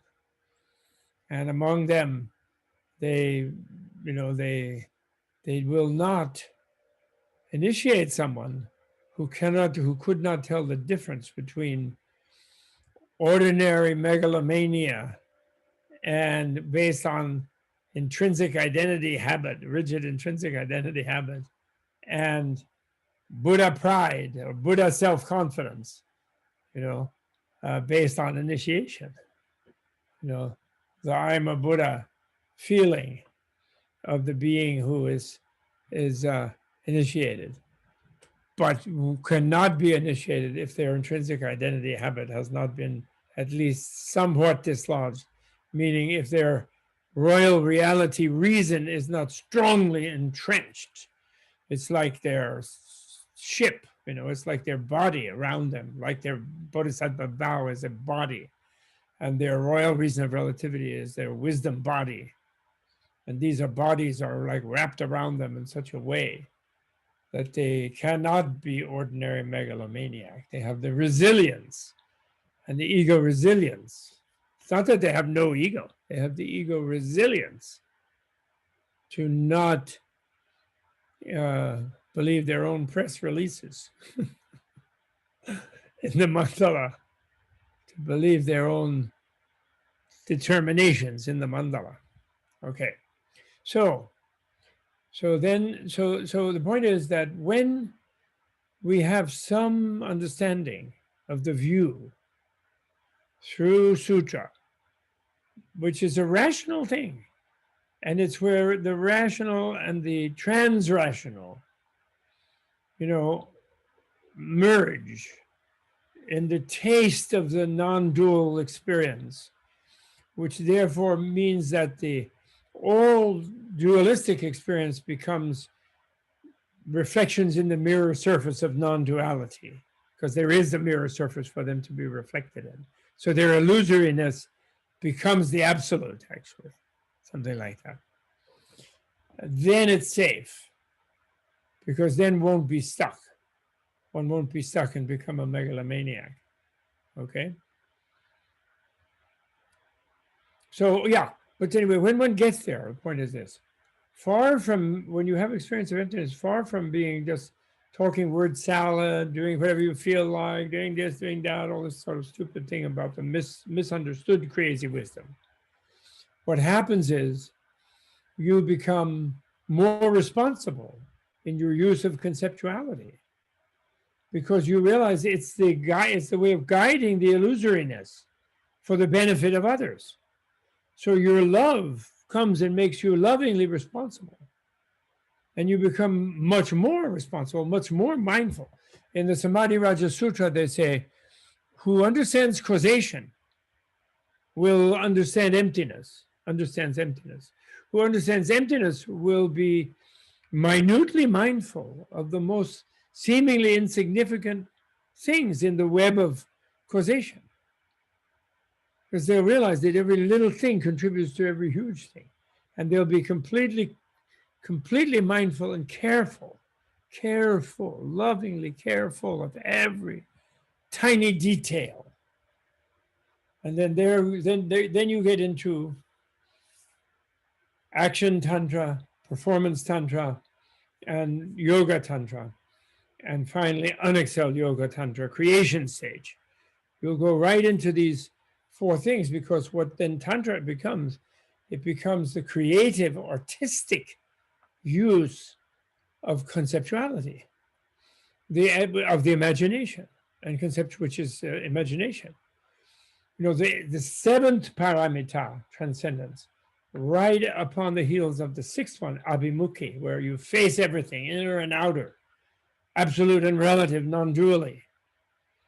And not absolute as something separate from relative, absolute as the relative in its illusory relativity. Things only created illusorily, and therefore simultaneously really uncreated. Unreally, the unreally real level, illusory. At the really real level, uncreated, and therefore never quite existing. And therefore being shapeable infinitely by very responsible artistic creativity. The seventh one is the paramita of upaya.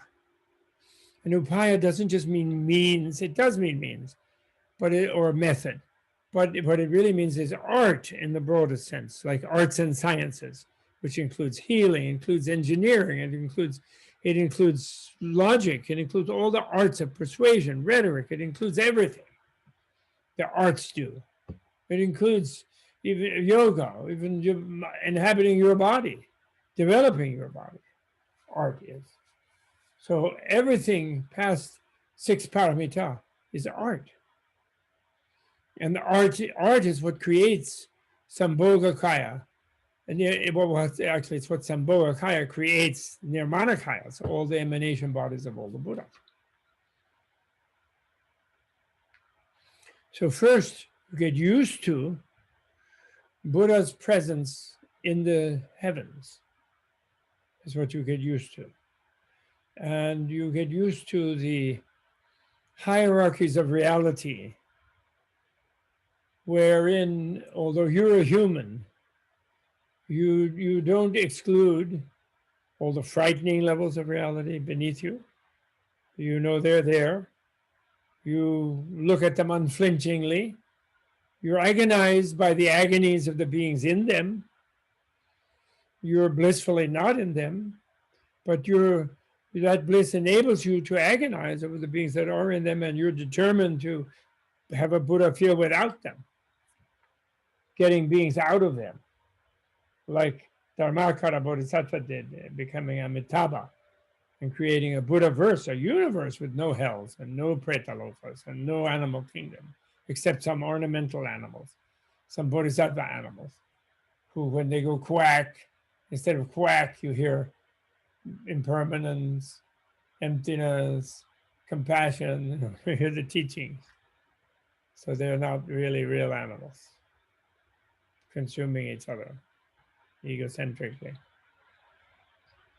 So then you meet Tara in an action tantra. She's in front of you, she blesses you. You see that Buddhas can manifest as deities too, two deities. And then some deities, they can manifest as some deities that manifest to humans and animals and all things.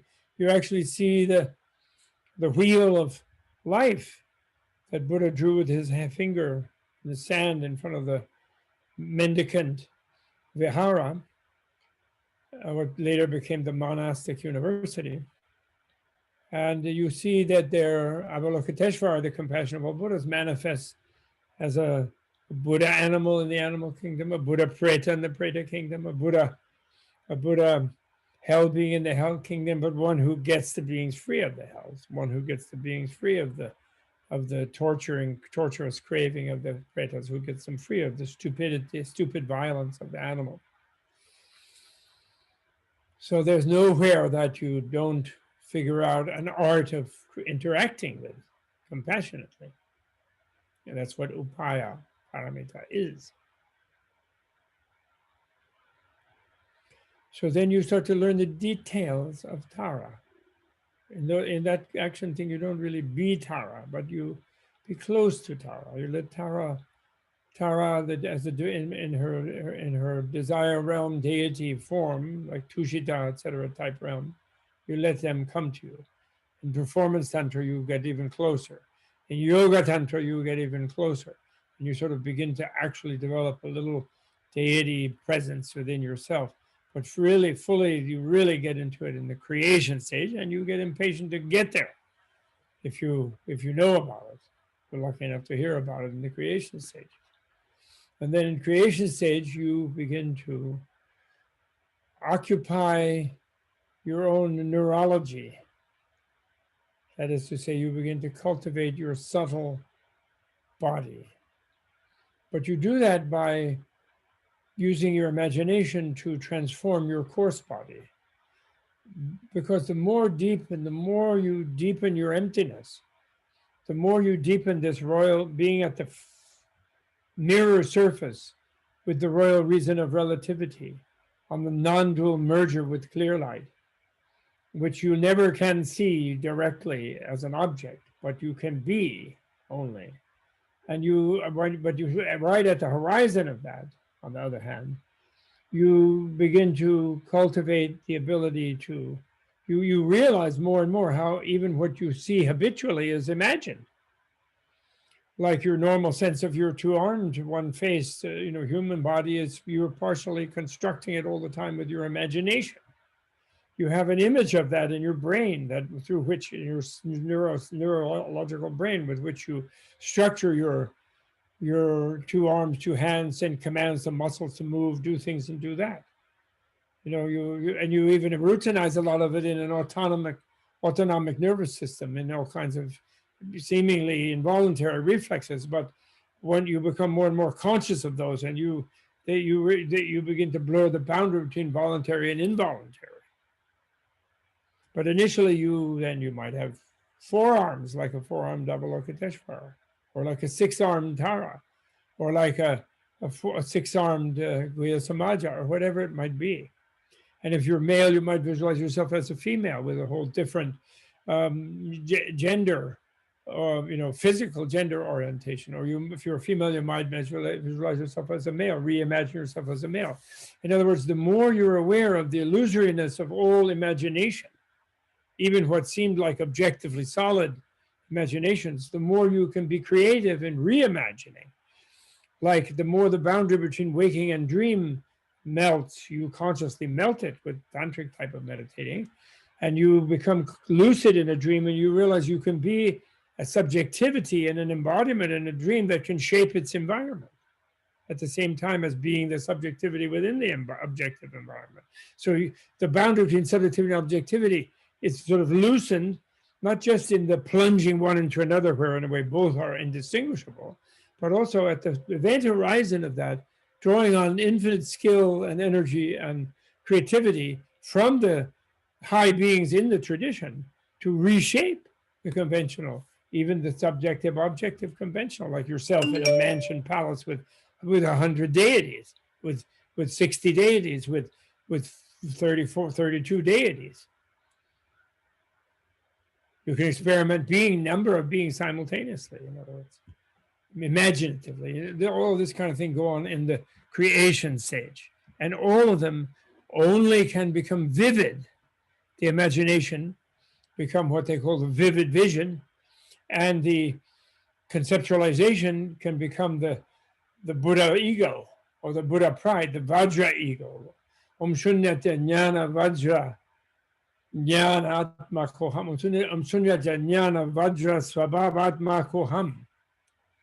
I become I become a self-maker of the nature of the knowledge, the direct knowledge of emptiness, of the diamond, of the Vajra, of the diamond of the direct knowledge of emptiness.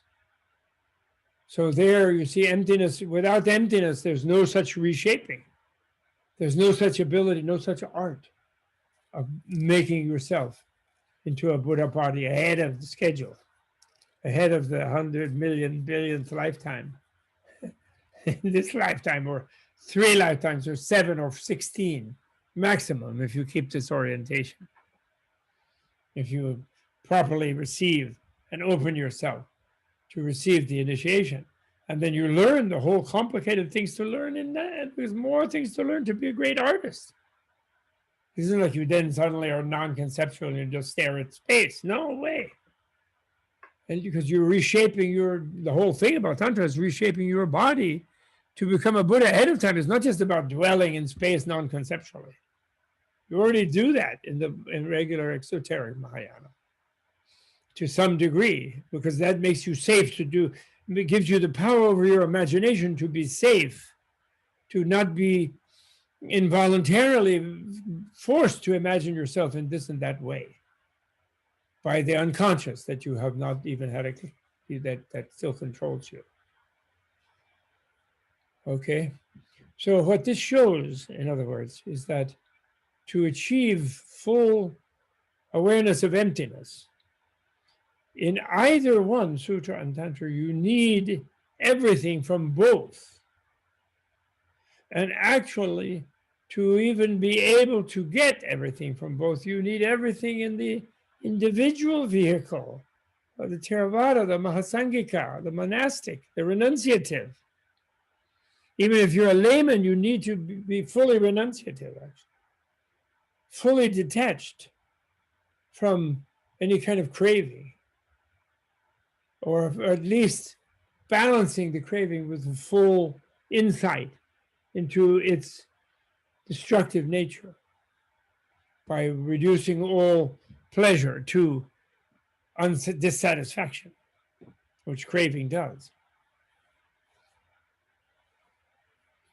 So therefore, now, however, in the past, now here we come up to a kind of paradox. All the stuff I just, and then finally, and then when you go on beyond creation stage, which is only when your ability, your artistic ability is so great that you can create a mandala around yourself that is as real to you as sitting in your room in San Francisco is nowadays, or here in Woodstock is nowadays. It has to be, and yet not to be trapped in it as you're not trapped here. So you get resilient to move back and forth, realizing both are illusory.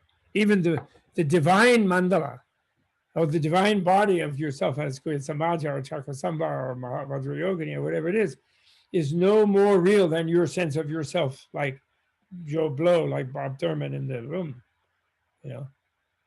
It's each one, they're equally illusory, but then they're usable for different purposes. The other one is the template for accelerating revolution to become a perfect Buddha. Because after, what does Buddha do through all those billions of Jataka lives? Billions of Jataka lives. He gives himself away to others. He is absolutely correct in interacting with them. He completely tolerates any kind of injury from them. He becomes absolutely energetically creative to create a whole universe. He becomes deeply concentrated, so wherever it puts his mind or her mind, it completely stays there. And then wisely, he realizes the relationship of emptiness and relativity. And he realized that relativity is emptiness, emptiness is relativity, and non-dually they are nirvana, samsara, non-dual. So they will not be stuck in nirvana, conceived as any kind of isolation, and samsara perceived as any kind of exile.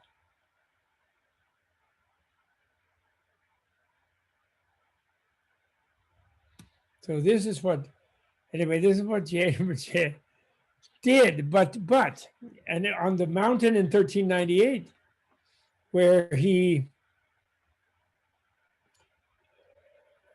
went to Tushita in the dream, with the dream body, and he hung out with Nagarjuna, Asanga, Dharmakirti, Chandrakirti, Buddhapalita, even Baba Viveka, I'm sure, was there.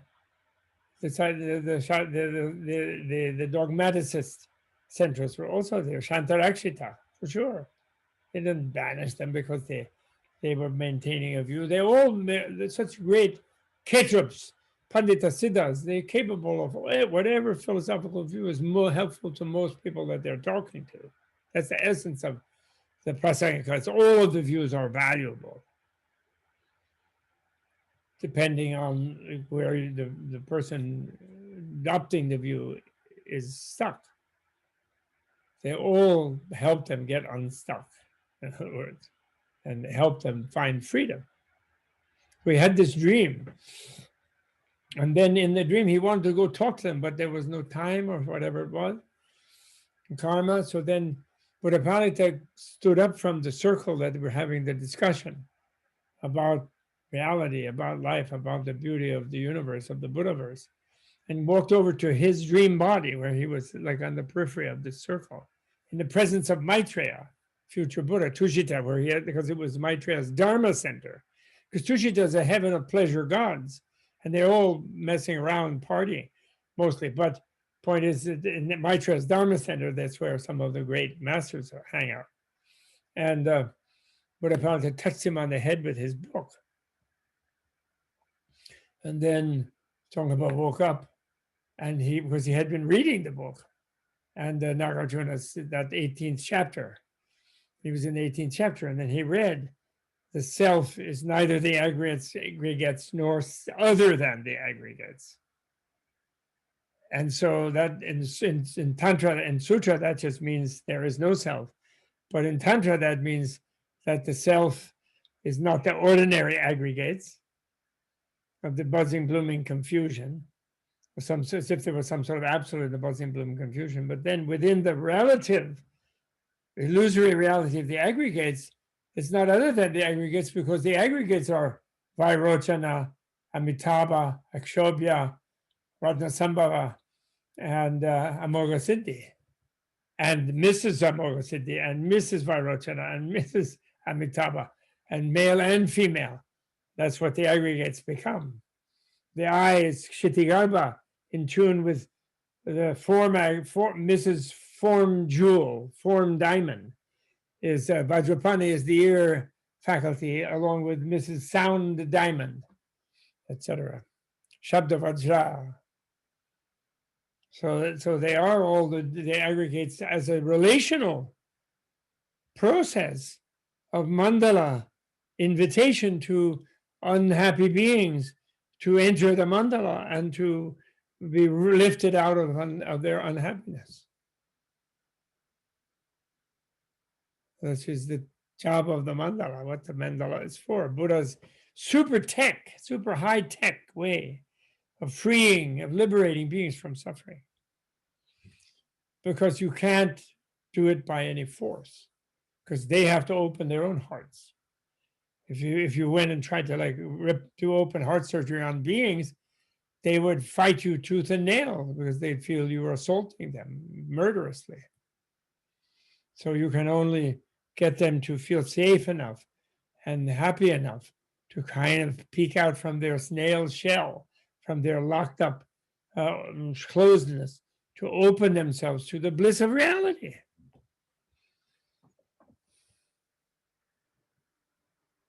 Okay, so, okay, questions. I know we ran over. Thank you, Dr. Thurman. Yeah, we did run over a little, but I don't think anyone is complaining. Okay, sorry. No worries. It was fantastic. We do have 2 questions lined up if you want to just take one or two. What are they? The first is from Con Hin, and he's coming in from Australia, so we should probably reward him with going first since he's up so early. What time is it in Australia? Con, if you want to. Good morning, good evening. It's 7 a.m. in Melbourne at the moment. 7 a.m. All right. Yes, sir. Okay. Great. You've been there from 5 a.m. then that means you were great. Okay, what's the question? Sorry. I'm kind of afraid to ask some reason. When it gets to a point when the reality of the mind and perceptions, for example, of the 5 powers or 10 powers becomes a reality, and the cause and effect ripens too much, and in some ways you realize the patterns, the karma, and the visions, let's say, past, present, future, and central beings, and presence, taste, and smell. But it gets to a point where you know you're supposed to overcome it, but however, it's a kind of a fear. What do you generally do of accepting? Because I'm still very new to this, and to me, it's kind of changed. I don't know, from the social programming world I thought it was to the realization of what it actually is. Yeah. It's quite hard to accept. I think I got it. The fear horizon you're talking about. Yes. So that's very normal. You see, if you look into the Tibetan Book of the Dead, so-called Book of Natural Liberation through hearing in the between, and you think that that's when you meditate emptiness, you are going in the direction of clear light, of emptiness, of course. And that's the super subtle body-mind is the clear light of emptiness. But the 3 levels of the subtle mind are called by me luminance, radiance, and imminence, with an I, imminence, meaning something's about to happen. Some other translators call them appearance, spread of appearance, and near attainment, which is not wrong. Well, I think appearance is a little wrong. I think vision, you know why? Because the word nawa, or aloka in Sanskrit, it can mean appearance, but it also can mean the perception of that appearance. So the word vision, for example, or the word sight, you can say to someone, oh, you're such a sight, or you're such a vision, if you want to compliment them.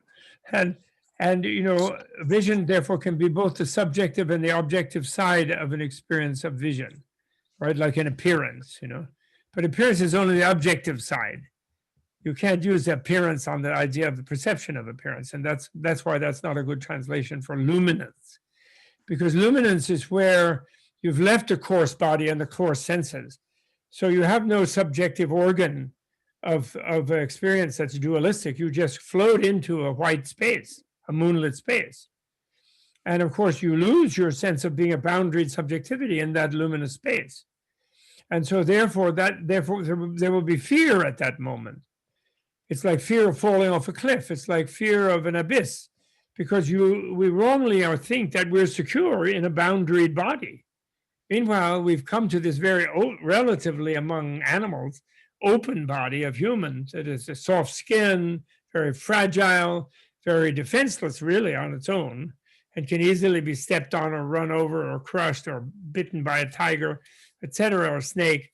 You know, we're in a really vulnerable body, which we've done in order to be more open, actually, because we have somehow our underlying sense of the nature of reality is such that we realize there's no freedom and no happiness until we discover the reality of things. And so this is a better body to do it in. So my point is, there will be fear when suddenly you have no boundary in your body. It's like a kind of realm of infinite space. And there's no you floating in the infinite space. You're just the space itself. And you have broken paths into earth, into water, water into fire, fire into wind, wind into space. Stages for, stages of still you feeling boundaried and things happening to you from outside you. And now suddenly you are the inside and the outside, and there's no boundary. So then there's a fear. And this is precisely the fear people have when they die. And why, when they die, they don't just attain Buddhahood, because death is a moment when we're all vast, clear light, actually. That's all we are, because that's all we really are.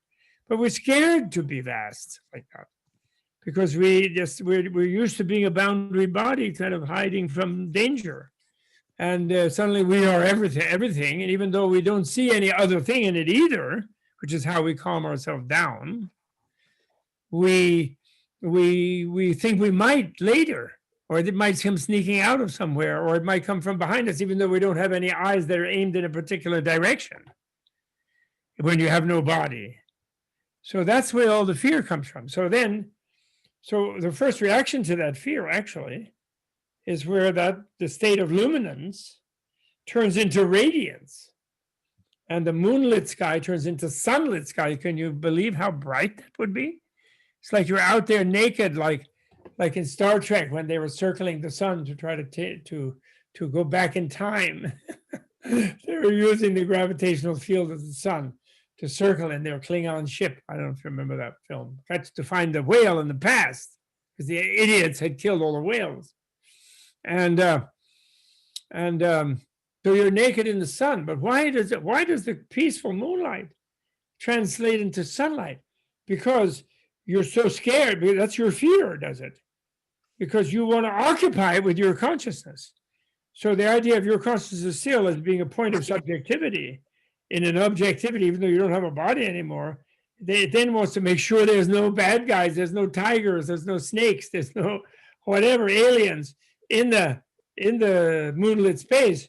So it explodes to encompass all the infinite space, and that's like the realm of infinite consciousness, the second of the formless realms. And then it's like that. And then it's being like a burning sun, or at least visually. There's no heat in there because you left fire behind, coarse fire. But it's like brilliance, dazzling brilliance. It's so tiresome almost. But that's a stage of radiance. But it's frustrating because it's within an infinite context. Therefore, it never reveals anything anyway. And it's somewhere, everywhere conscious, but it's not conscious of anything other than itself. And so boring to me, that's so bright and all of that. And then there looms the most scary of all thresholds, which is the dark lit space of immanence, which is the darkness, total, a blackness. They say that is almost like a bright blackness. If you could, or like black light that you might run into in a discotheque or something. It's like a black that seems almost bright. It's so dark. And that's immanence, or near attainment, as he calls it. Immanence, I think, is much more fun.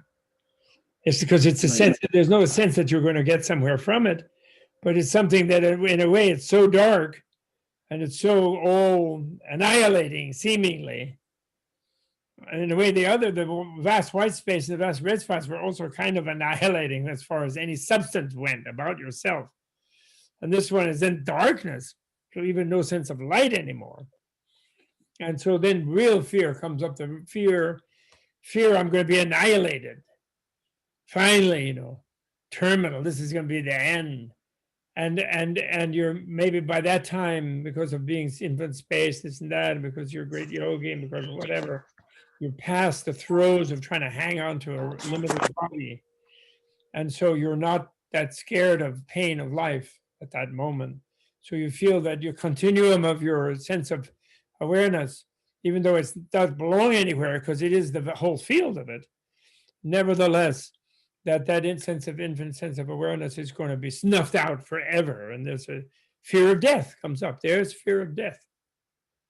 And you say this sense of fear. So that's the fear of death. But then the key thing, and then again, it's reason that saves you, actually. It's the royal reason of relativity that saves you. How is that? How does the royal reason save you, even in this liminal state where there's no body, no language? But how does it save you?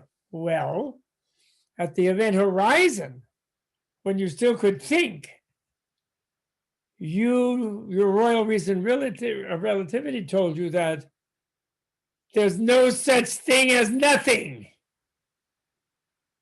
Nothing is not a place in which to be annihilated. When you don't find something, you call it nothing, but actually you didn't find it. You just didn't find what you were looking for. And so it's just pure openness, actually. And nothing, it doesn't destroy anything. There's nothing to be destroyed. So then that quells the fear. That royal reason of relativity. So nothing is just another projection by me, by my projective intrinsic reality that there's an intrinsic nothing that I could be that would be the opposite of my continuum of being alive.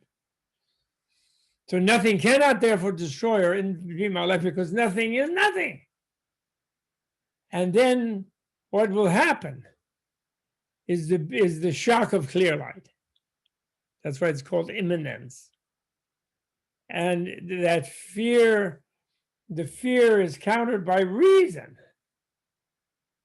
And if you have unreason, then this is really nothing, no. And then you'll squirm and wriggle and freak out. And your mind will withdraw from all of those things and go into all kinds of unbelievable contortions. That's what happens at death, and you're in the bardo. And it'll simulate that in this meditative state, although you're kind of beyond that. And because you two have gotten here consciously, because you're at this state of great subtlety, it's like you're in a form, your coarse mind is in a formless realm. Your subtle mind, which is the only thing that really gets you to these things, it's bliss. The reason becomes bliss. So the bliss is where you welcome nothing, if that's what it takes. You're so blissful, screw it, be nothing, who cares? It's like, Thank you very much. It's like Art Buchwald. There's a marvelous thing in the New York Times today by Nicholas Kristof about how in the infrastructure bill that Biden will try to rebuild the Reagan and on Republican destruction of the United States of America. But one of the things that they destroyed in there trying to privatize everything is there's no public toilets. So people who are homeless cannot pee and poop or they get arrested. And even there are some states where if you're caught peeing publicly, which is more a danger for males than females, but if you're caught peeing publicly, you can be accused of sexual perversion and labeled a pervert for life because you had to pee. The 13 states have such things, he said. It's so funny. And so meanwhile, even ancient Rome, they had public toilets. He goes on, but then what I'm getting to is the funny thing. Art Buchwald tells a story of where he had to pee or something. He had to leave himself. And he had tried this place and that place, and it was refused in a store and in a this and in a that. So finally he ran into a bar and ordered a drink. And the bartender, and then ran to the back of the bar. The bartender was shouted after him, "What do you want to drink?" He said, "I don't care what it is. Where's the men's room? Give me any drink. I don't care." I'm sorry, but I really love that. It was also a great piece of advice. I hope President Biden either reads it or someone else tells him about it, because it better be an infrastructure bill. It's public toilets, you know. I mean, really, what a wonderful, Nicholas Kristof gets the Bodhisattva Award of the universe. I apologize, but I'm just saying to you, therefore, that forget about the fear. If you can get to that stage, you know, there's a wonderful thing I used to do to audiences. I used to say, I love it. I say, in my long career of trying to help people free themselves from nihilism, from materialism, that means, from the modern materialism. And I used to say, okay, in this audience, a few hundred people, who's afraid of nothingness, I would say. And then a lot of hands will shoot up. And then I say, well, what would you think he meant if a real Rambo was up here and they said, "I'm afraid of nothing"? What would you think that meant? And then they go, oh, and then hands come darting down. And then I say, that means you're not afraid, right? Because how can you be afraid of nothing? It's nothing. And you can even use the word that way. You can say, I'm afraid of nothing. That means I'm not afraid. So I'm sorry, I'm telling jokes because I'm trusting that the gentleman from Australia who got up at 5 a.m. to be with us and to be at Tse Chen Ling, the place of great love, that gentleman is enough of a yogi to have gotten tasting into these areas. And so I think even laugh your way past nothingness and to clear light, but then there's something very tricky there, because we can say into clear light. People will say, I had direct experience of clear light, but do they really when they're being technical? How can you experience, when you say I experienced something, it automatically means in language, there was a subject and an object, and the subject now possesses the memory of that object. But clear light is all objects and all subjects. So there's no way of isolating it as an object of a particular subjectivity. And therefore, at the fourth state, and there were some other things I wanted to show from Tsongkhapa's writing, but we didn't get to it. I'm sorry, because I digress too much. I'm too old. But, if you look carefully at some of the secret precepts about the deepest levels of understanding, the fourth reason in Prasangika, for example, the fourth point is, I am clear light. It's an assertion, actually. It's return to words, because the shock of clear light is, although you think maybe this is going to be the final isolation, I'm going to escape here, but it's going to be much groovier than just darkness. It's going to be this pre-dawn twilight of magic and bliss and blah, blah, blah. But meanwhile, what it is there's no gap between space like equipoise and illusion like aftermath. And in fact, clear light is everybody. Sure, translate. Everybody's there. And they're all there, and they're all there with you, and but they're not enjoying it. You're like la, but they're not. And suddenly there's a lot more of them, and they're not happy. And then suddenly your bliss shoots out in the form of empathetic effort to help them. May I ask? And you're automatically nirmanakaying, you're torn in a zillion pieces if you really hit the clear light like a Buddha. That's why Tsongkhapa said, I can just say the one thing Tsongkhapa did say when he talks about his experience on the mountain in the Yamatung cave, about attaining, clarity about all the subtleties, because he kept it on a completely exoteric Madhyamaka, text, sutra text level on purpose, because of the era he was in, where a bunch of kids, Tibetan monks, would just rush off, to find their sweethearts, And if he said it's, whatever, he kept it, he remained esoteric there.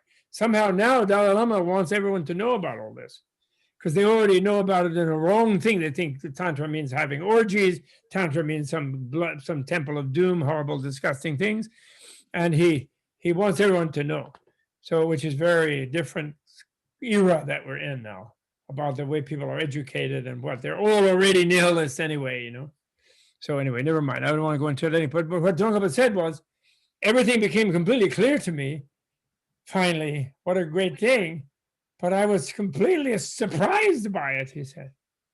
It was the opposite of what I expected. Could you try again? And that's a kind of oral tradition. It's in, I think, some of the biographies, but it's a very surprising, wouldn't it? Someone who was such a great scholar, who was 41 years of age by that time, who'd been like a child prodigy since he was 3, and knew everything by heart, and God knows had so many samadhis and everything. But then he would say when he got it really clear, it was opposite of what he expected. That's amazing, because he should have been prepared thoroughly. And he was actually in a way, but viscerally did not expect it, is what it means. And then he hid, then in the biographies, for the most part, they hide that he was not only reading Nagarjuna, he was also totally into Guhya Samaja Nagarjuna, or that he's not only reading Nagarjuna's exoteric, profound, marvelous philosophical works, he was reading Nagarjuna's noble tradition and Chandrakirti's noble tradition of commentary on Guhya Samaja and the subtleties of this whole subtle body, subtle mind, super subtle body, mind, etc., all this stuff. Okay, so I'm sorry, that was too long for one question, but what's another question? So no fear. Whatever the bartender wants to serve you, just so long as you compete, that's it. Okay. Dr. Thurman, if you did want to take one more question, Alana was next, and then we would have to close down the questions after this. But we sent. Okay, I know I'm no good. Yeah. I know. I'm sorry. No, it's great. Thank you. What's the last question? What's the last question? It's from Ilana. Okay, what is it? Ta-da! In San Francisco. Go ahead, Ilana. Hi, thank you so much. No, I am in Brazil. You're in Brazil. Oh, obrigado. I don't know Portuguese. And I have a little help here in the listening. So nice. Hello. Hello. I just wondered, when you spoke about the central way and one central channel. Yes. And I think you said that when someone have the direct experience of so sorry, have the direct experience of emptiness. Davi, it's possible when one opens. Yes. When one opens the central channel. Yes. I think. Sorry, you have to hold him. He was. So when one opens the central channel, so I wondered in the sutra path, yes, if one actually gets to open one central channel to some level. Of course, it opens to some level when you yawn, when you sneeze, when you fall asleep, when you die. When you're not thinking about anything, not studying, not Buddhist, nothing, you're just living. It opens all times. And then sometimes when you have some kind of a strange feeling from within, when you have orgasm also it opens, but not that much in any of those normal things, but it does. So the subtle nervous system has resilience. It's not like made of it's not stainless steel. It's made of subtle, very energies and nerves and light. It's all made, actually, everything is all made of light ultimately anyway. But anyway, it's made of this. And so it sort of leaks through, even though we're all closed off about it. People are afraid of their own inner meltings and their inner streamings too. And they work because they feel maybe they're going to lose control. Maybe they're going to wet their pants or something. People are, if they just let themselves melt. So people are indoctrinated with what Wilhelm Reich called the emotional plague, to sort of feel controlled inside and outside. They are. But central channel is always potential to open. The human embodiment, it even is more open than if you were a dinosaur or something. Then central channel is more locked closed. So or a crocodile, you know, and you're stuck and just eat what's in front of you. So the human being, therefore, is not so hardwired. That's what I'm trying to say. And so what I'm saying is that if someone sort of thinks, well, I don't want to learn about that because I'm just going to go and I'm going to somehow rip open my central channel by deep breathing or jumping off a cliff or whatever it is, then they can delude themselves that they're opening something and they're actually just harming themselves. And they can have terrible abreactions from the deeper involuntary unconscious levels. Even they might kill themselves, and then they want to be reborn in a more closed embodiment, even because they felt they associated what happened to them as a human as bad. So that's why Tantra is a little bit dangerous, you understand. But the point is, when you're exoterically, like a philosopher, like a scientist, you're exploring reality and you're seeing relativity and you're seeing that your projection into things of some substantial intrinsic essence and reality is a mistake. And it's a delusion that you're living under. And your sense of yourself as an absolute is a delusion that you're living under. And it's imprisoning you in a conflicting world where it's you versus the other, and where the other will win out, for sure. Then you begin to sort of slowly work against that. You erode it. You feel you enhance your sense of connectivity and creativity and relativity. And you open yourself to your own inner feelings and streamings and things. And you sort of automatically do it without a theory of a subtle nervous system and chakras and yogas and things necessarily. And then even when you start doing sort of more yoga, hatha yoga is just tantra really, but it's, you know, it can be used just for sports or things people will do, but it's just tantra. So there you're also doing external postures with the ordinary body, but those postures are resonating into the central nervous system to open up that inner programming. So your life experiences open you up and teach you, you know, different yogas do that, but the mental yoga of realizing, of undoing the false acculturation that fundamentally that we are terrorized by all these cultures, including ones that present themselves as religious and spiritual. They teach us to be afraid of reality. They say God is love. They say Shunyata Karuna Garbham. But then they say, if you don't do this, and hell is waiting, and God doesn't like it, and he's going to get you. And then nature, oh no, they say you live in a jungle and you don't have like fossil fuel power in a guarded community, then snakes will get you, and tigers will eat you, and then Nahual will get you. They tell you all kind of horrible things. And so we live in fear. And the fear relates to our armoring our body against sensitivity even.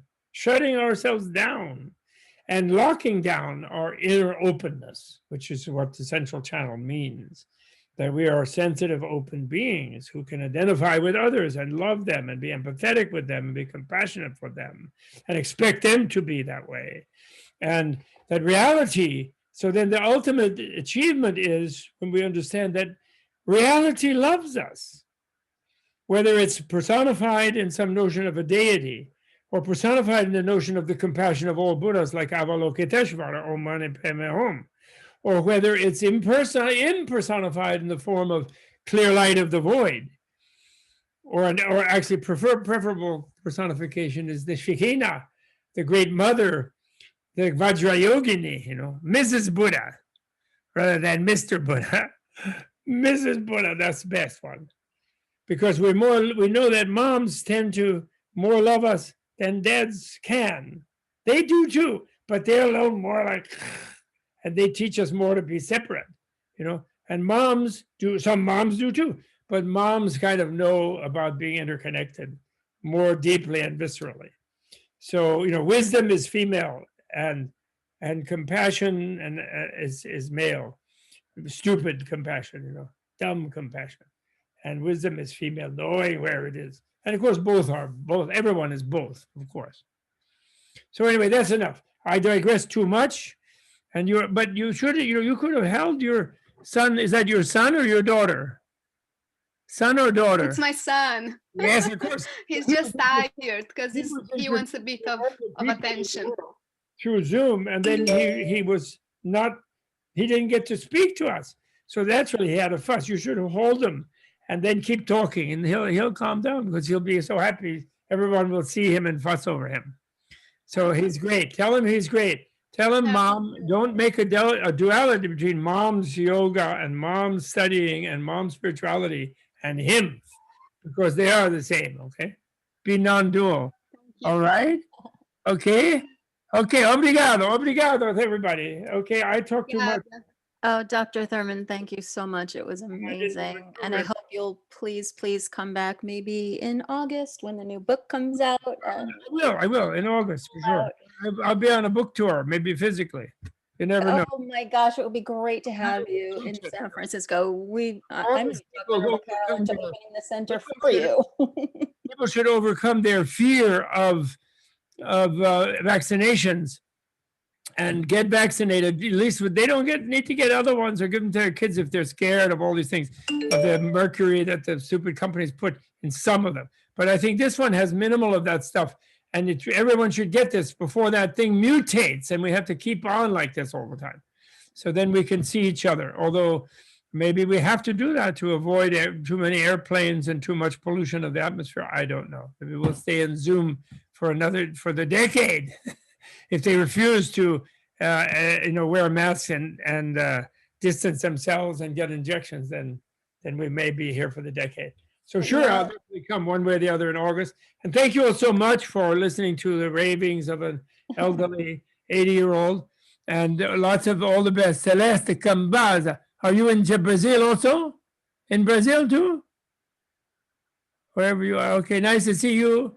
So thank you. Obrigado for coming, everyone. And there's that boy. There he is. Ilana. Son. Hello, Ilana. Very nice. He's not upset. There he is. Yeah. Thank you, everyone, for coming. Okay. Thank you, Venerable Carol, for Lynn and Stephen for All setting up the event. May you flourish and enjoy. Okay, have fun. Okay. Thank you, everyone. Gratitude. Bye, everyone. Thank you. Happy New Year, Iron Ox. Female Iron Ox. It's a female Iron Ox. All the best. Thank you. Thank you. Gratitude, Bob. Bye-bye. Thank you. Gratitude. Female gold ox. Gold ox. It's a gold ox. Just saying. Yay. Fabulous. Bye, everyone. Great. Fabulous, you guys. Thank you so much. Thank you. Very appreciated. Joining. We really did have people from around the US, of course, the San Francisco Bay Area, Brazil, Sweden, Australia, UK, Canada. And I didn't get a chance to thank Justin, Dr. Thurman's assistant, who was a huge, huge help. So I'm so glad you all could join us. Thank you. Thank you. Thank you. Thank you, Carol, Gina. Thanks, Amy. Glad you came.